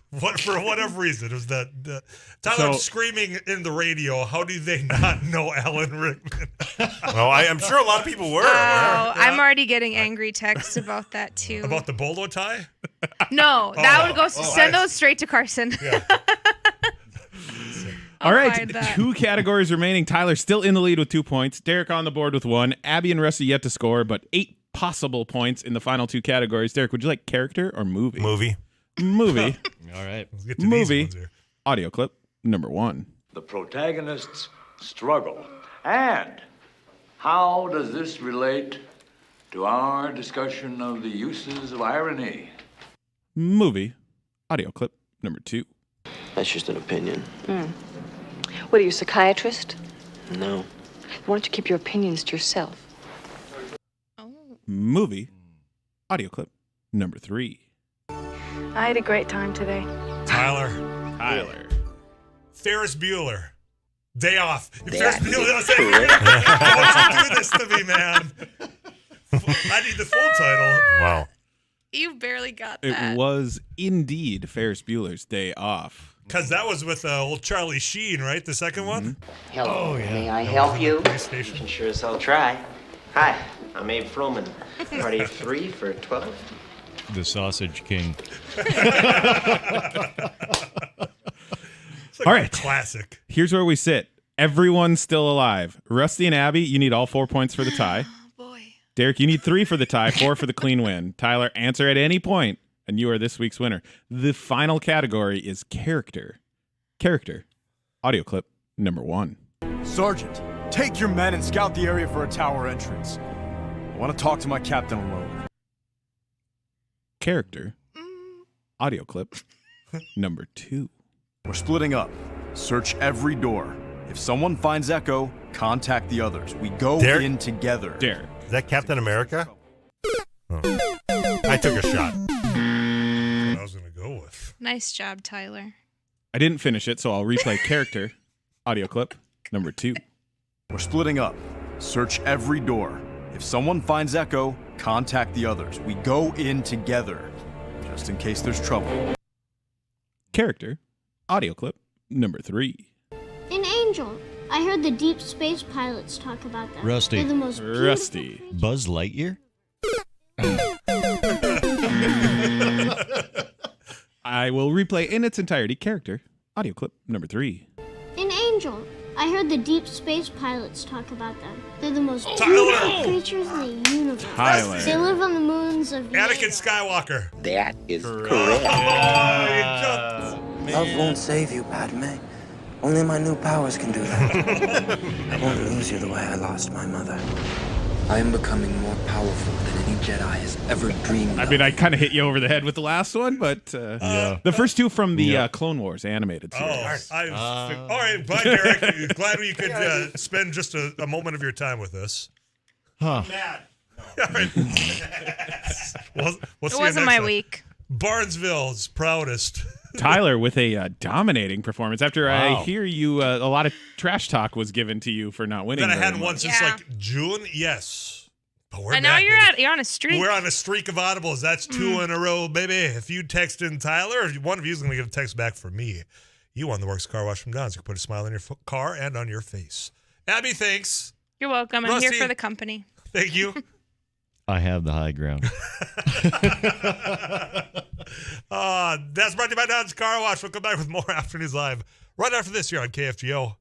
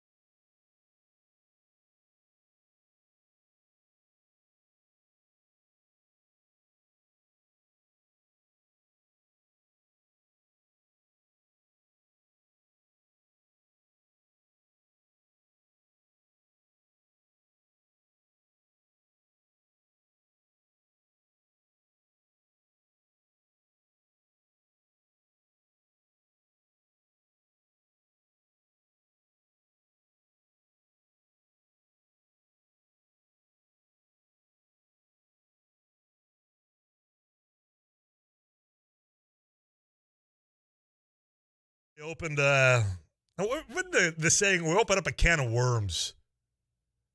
But we have. Explain to me where that saying came from, Abby Miller, who's stuck around because you caused this. Yeah, did I? If memory serves, yes. I don't know that I brought up my brother's school photos and specifically ours, but I would say open up a can of worms. I honestly have nothing that comes to my head. Yeah, it's a little late that could in the come day. for that. Yeah, you had to deal with Hyde Camp all morning. Pretty wore out. That's such a weird phrase. I don't.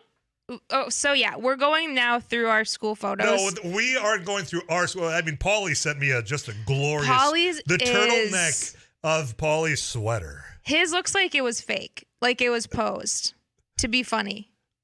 Well, he was posing because I'm sure his parents wanted a nice photo of him in school. I know, but they probably thought like that was top of the line photography. And well, I assume public schools were hiring just top notch. I mean, was it Life Touch? Was that the name? The photography company, probably. I think so. Yeah. The red lasers back there. You shared a photo, or showed me a photo of the polo tie of my dear brother. Oh, dear brother. Yeah. So we got to find out a way to get people to submit those lovely. You can email them. Email them to KFGO at KFGO.com. Studio.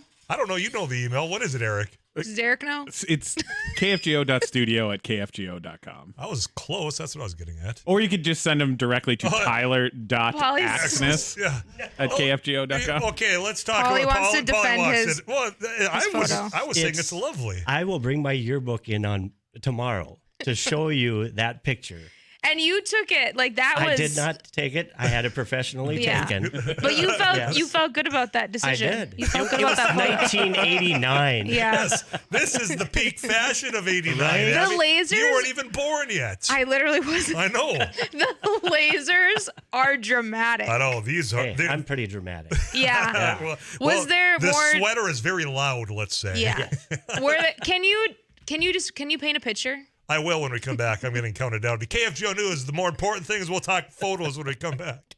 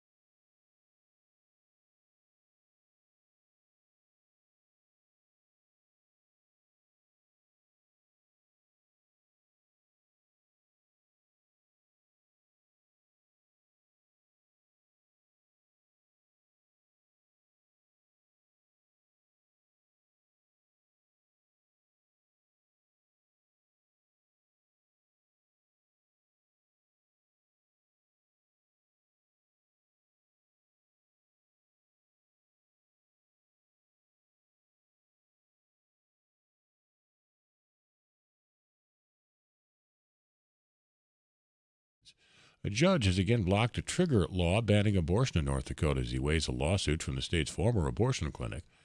The clinic argues that the law violates the state constitution. A Burleigh County District Judge granted the motion for a preliminary injunction today, sought by Red River Women's Clinic, which has moved to Moorhead. The ban is set to take effect tomorrow.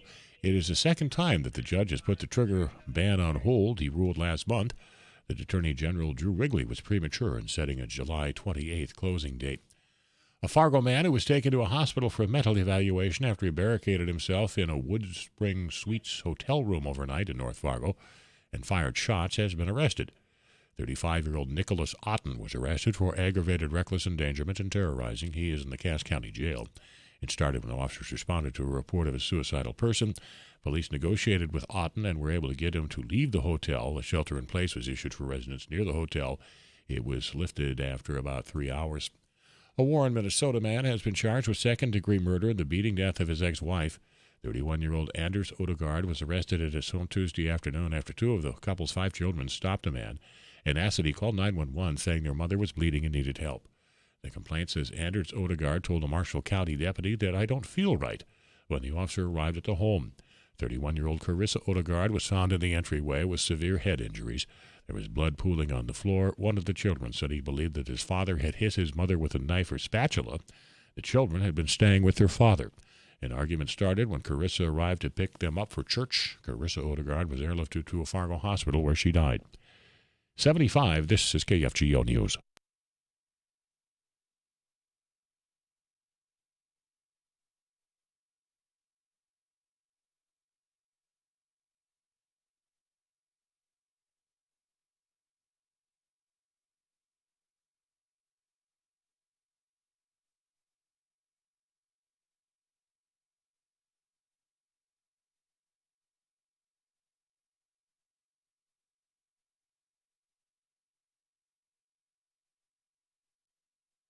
.75 degrees. This is KFGO News.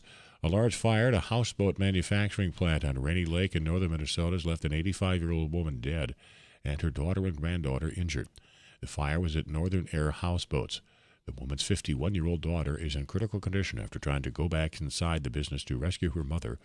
A 12-year-old girl is in stable condition. 2 firefighters are treated for heat exhaustion and dehydration. A sense of normalcy, says Governor Tim Walz on the opening day of the Minnesota State Fair.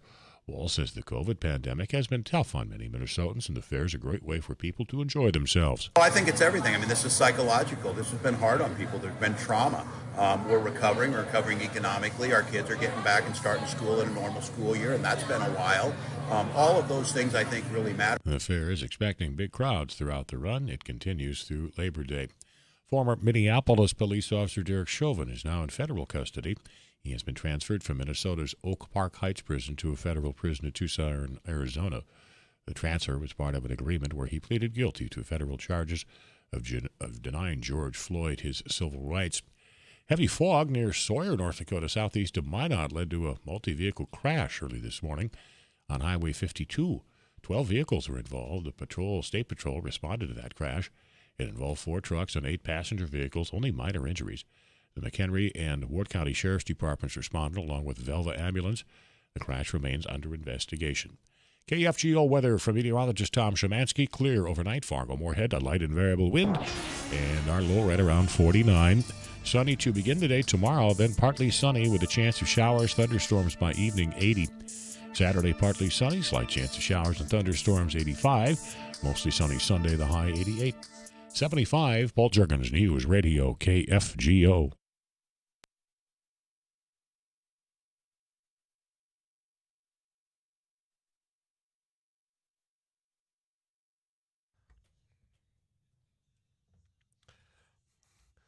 There's people that want to pretend that they're angry that Nickelback's playing. You're all lying.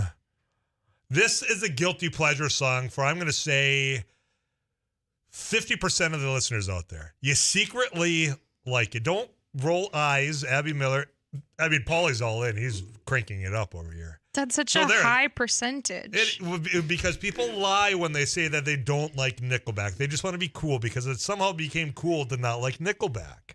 I'm not a fan of them. And you're just trying to be I know. in. That's actually all I try to do in life is to fit in and Try be cool. harder. Yeah.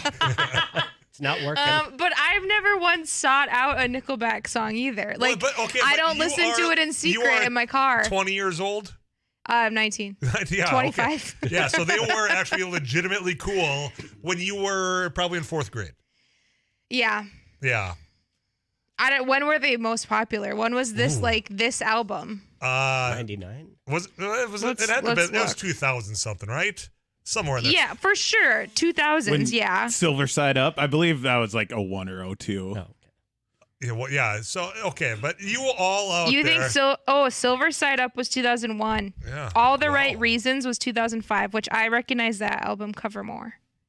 So 2005. Well, I was 8. Okay.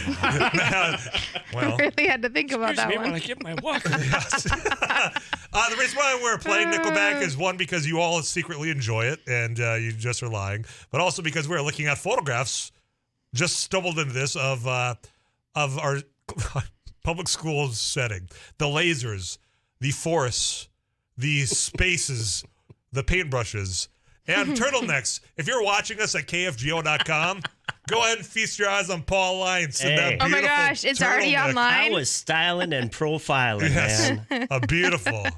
I mean, that sweater had to be like 85 degrees when you had that on, and weigh about 25 pounds. Almost. Yeah. Almost. Locks it all in.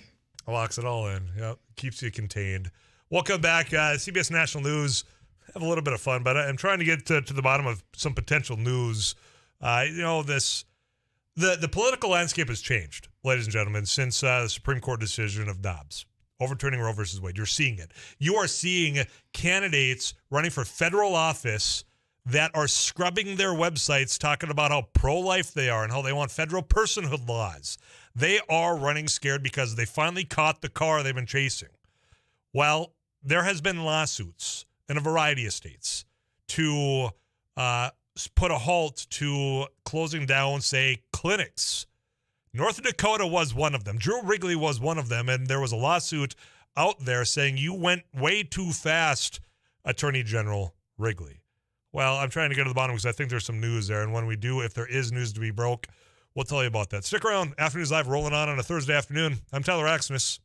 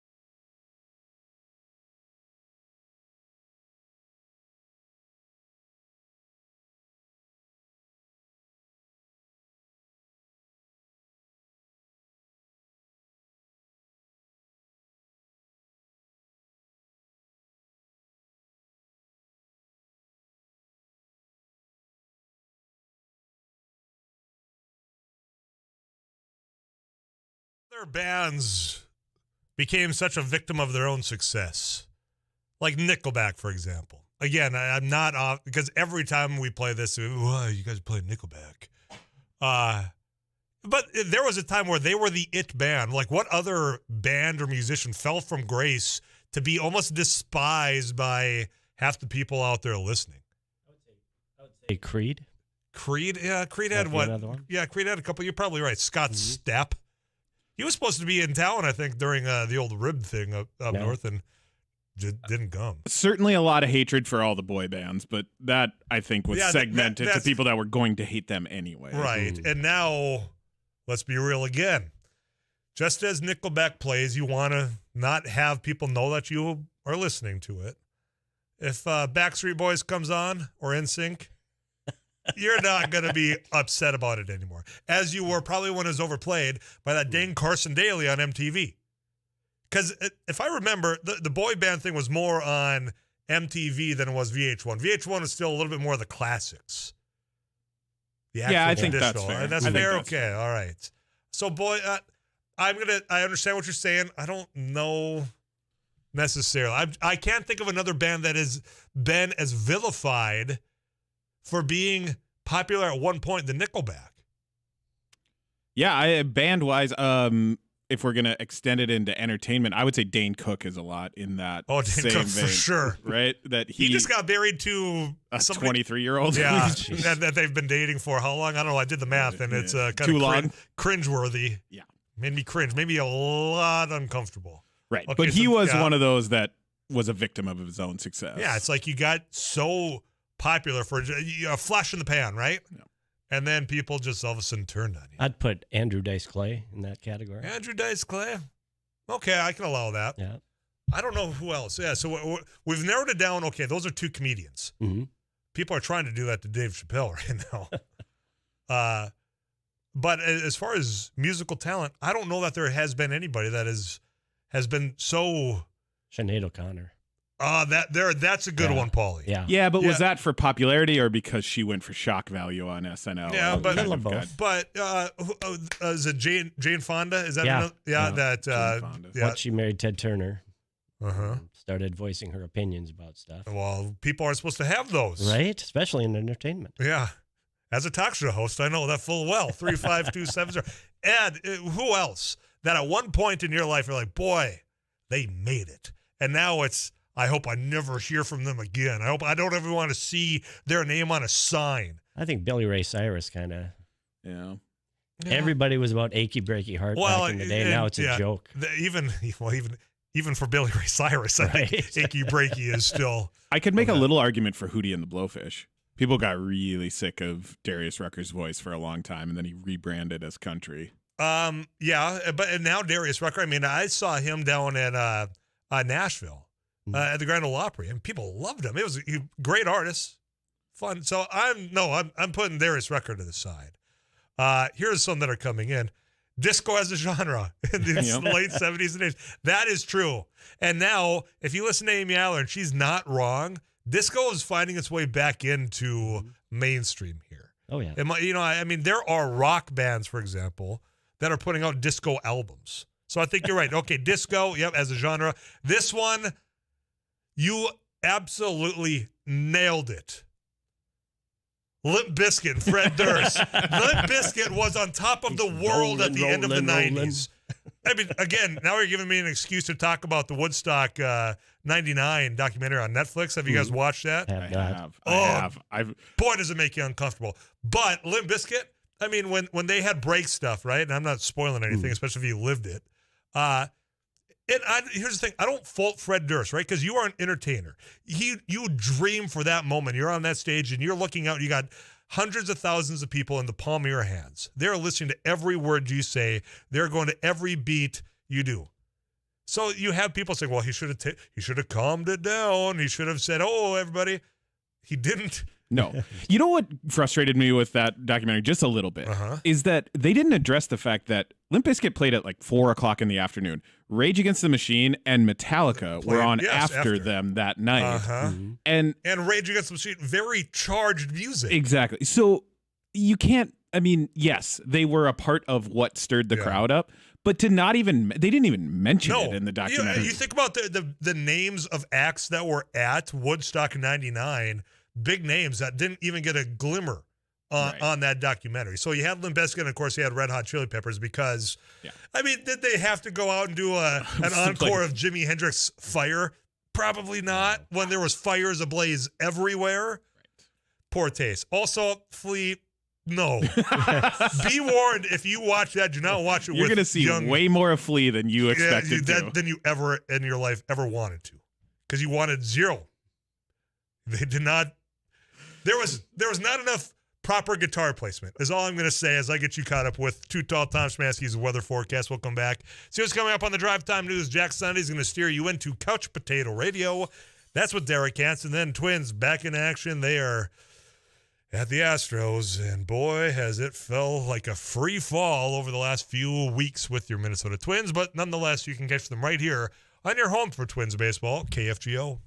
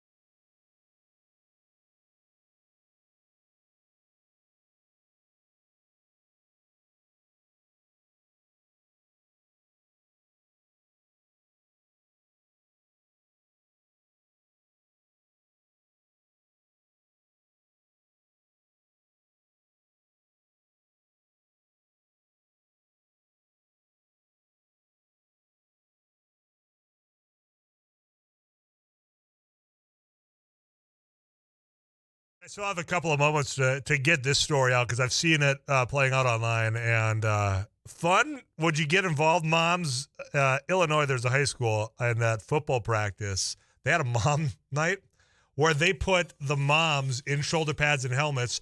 They put their son across from them, just like any drill with the mat, and they allowed the moms to go and tackle their son in full pads. One, you build up to contact in football. It's not just, okay, it's time to put the pads on, get the helmet, and go hit somebody.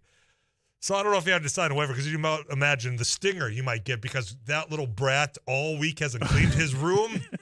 There are some moms of my teammates who would have decleated a few of their sons. So I've seen a couple of the hits laid from their mom onto the son. And I mean, yeah, like you say, decleat. There's one kid snaps back. I mean, this was a perfect form tackle from his mom. Now imagine that. You have your mother just completely form tackle you in front of all your teammates. Boy, do you think that's going to get brought up? Yeah, you might hear about that throughout the season a few times. Every practice, I'm bringing out how your mom laid you out, man. But it's kind of fun. It is. That's I don't know how that would have gone over on our team, but I think you definitely would have filled up your ammunition for your teammates, any of them that got laid out. Because even if you are during practice and any one of your teammates lays out another one, I know because I delivered one. Go back in my glory days. Let me get my Letterman jacket out. It was kick returns. Always dangerous. Let's run full speed at each other. I hit Keith so hard that he hit the ground and stood right back up pretty much. Never saw it coming. But the crowd, like the team, of course, explodes. Now imagine that's just someone's mother doing that to your teammates. Yeah, that'd be bad. You are hoisting her up on your shoulders and carrying her off the practice field. And little Jimmy over here is going to have to hear about it every practice. Yeah, you get your bell rung by your mom. That's not a good look. And if it hurt, you make sure nobody ever knows. You stiffen that upper lip, and you get right back in line. Because if you show any ounce of pain because your mom hit you in football practice, even worse, you don't recover from that.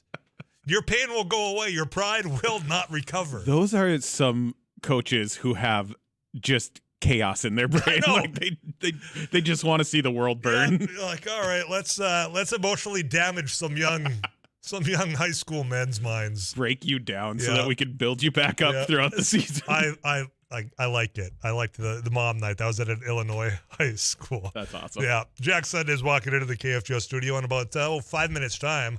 He's got the drive time news at 5 o'clock to 6 o'clock. We'll see what is in fact in store for all of you before Couch Potato Radio. Well, it's a mighty task ahead of us. We have to get all the news you need for your drive home, and we take care of it in a mere 60 minutes. And it includes CBS News, and we will also have Too Tall Tom Szymanski, of course, Paul Juergens, Paulie Lines going to be out with news and traffic, respectively, and we keep you updated on the sports. And going to talk to Charlie Johnson, the president and CEO of the Convention and Visitors Bureau, who is also a good friend of Doug Hamilton. And Doug, of course, there'll be a memorial service for him tomorrow, and he will be among the speakers at that. And we just like anybody to know that we're thinking of Doug Hamilton, and Charlie will be joining us today. We have Rusty Halverson with our Ag News, another ride with Joel Heidkamp, and all that. We do that just in the first half hour of the Drive Time News. That's just 30 minutes. So you got 30 minutes after that, so you stick around and everything you need to get you home. And if you're at home, you don't keep it locked in on KFGO. Drive Time News with Jack Sunday, again, going to be getting underway here in just a few moments. Couch Potato Radio with Derek Hansen. Yeah, the Twins are back in action. I'd encourage you, don't lose faith. But by the end of this week, they're going to be 500? Oh, but are we still going to be in contention? Yes. That's the takeaway. Even if you are 500, with the Century, still going to be in contention. We'll break that all down. Tomorrow, we got some fun in store for you. Erica Rapp, FargoUnderground.com. We'll tell you about all the things happening at downtown Fargo. Sean Mitchell, you probably see him perform across the region here. He's going to come in. Last time we had Mitchell in, we did Name That Tune. I don't know if that's trademarked, if I get in trouble by saying that, but we're going to do that again tomorrow, so we'll have a lot of fun with that as well. But that means this is it for me today. I'm Tyler Axel, your host here on Afternoons Live. I will be back tomorrow for more from 2 to 5 here on Afternoons Live. Until then, you drive safely. You take care of yourself. I'll check in tomorrow right here on 790 AM, 94.1 FM, and 104.7 FM, KFGO.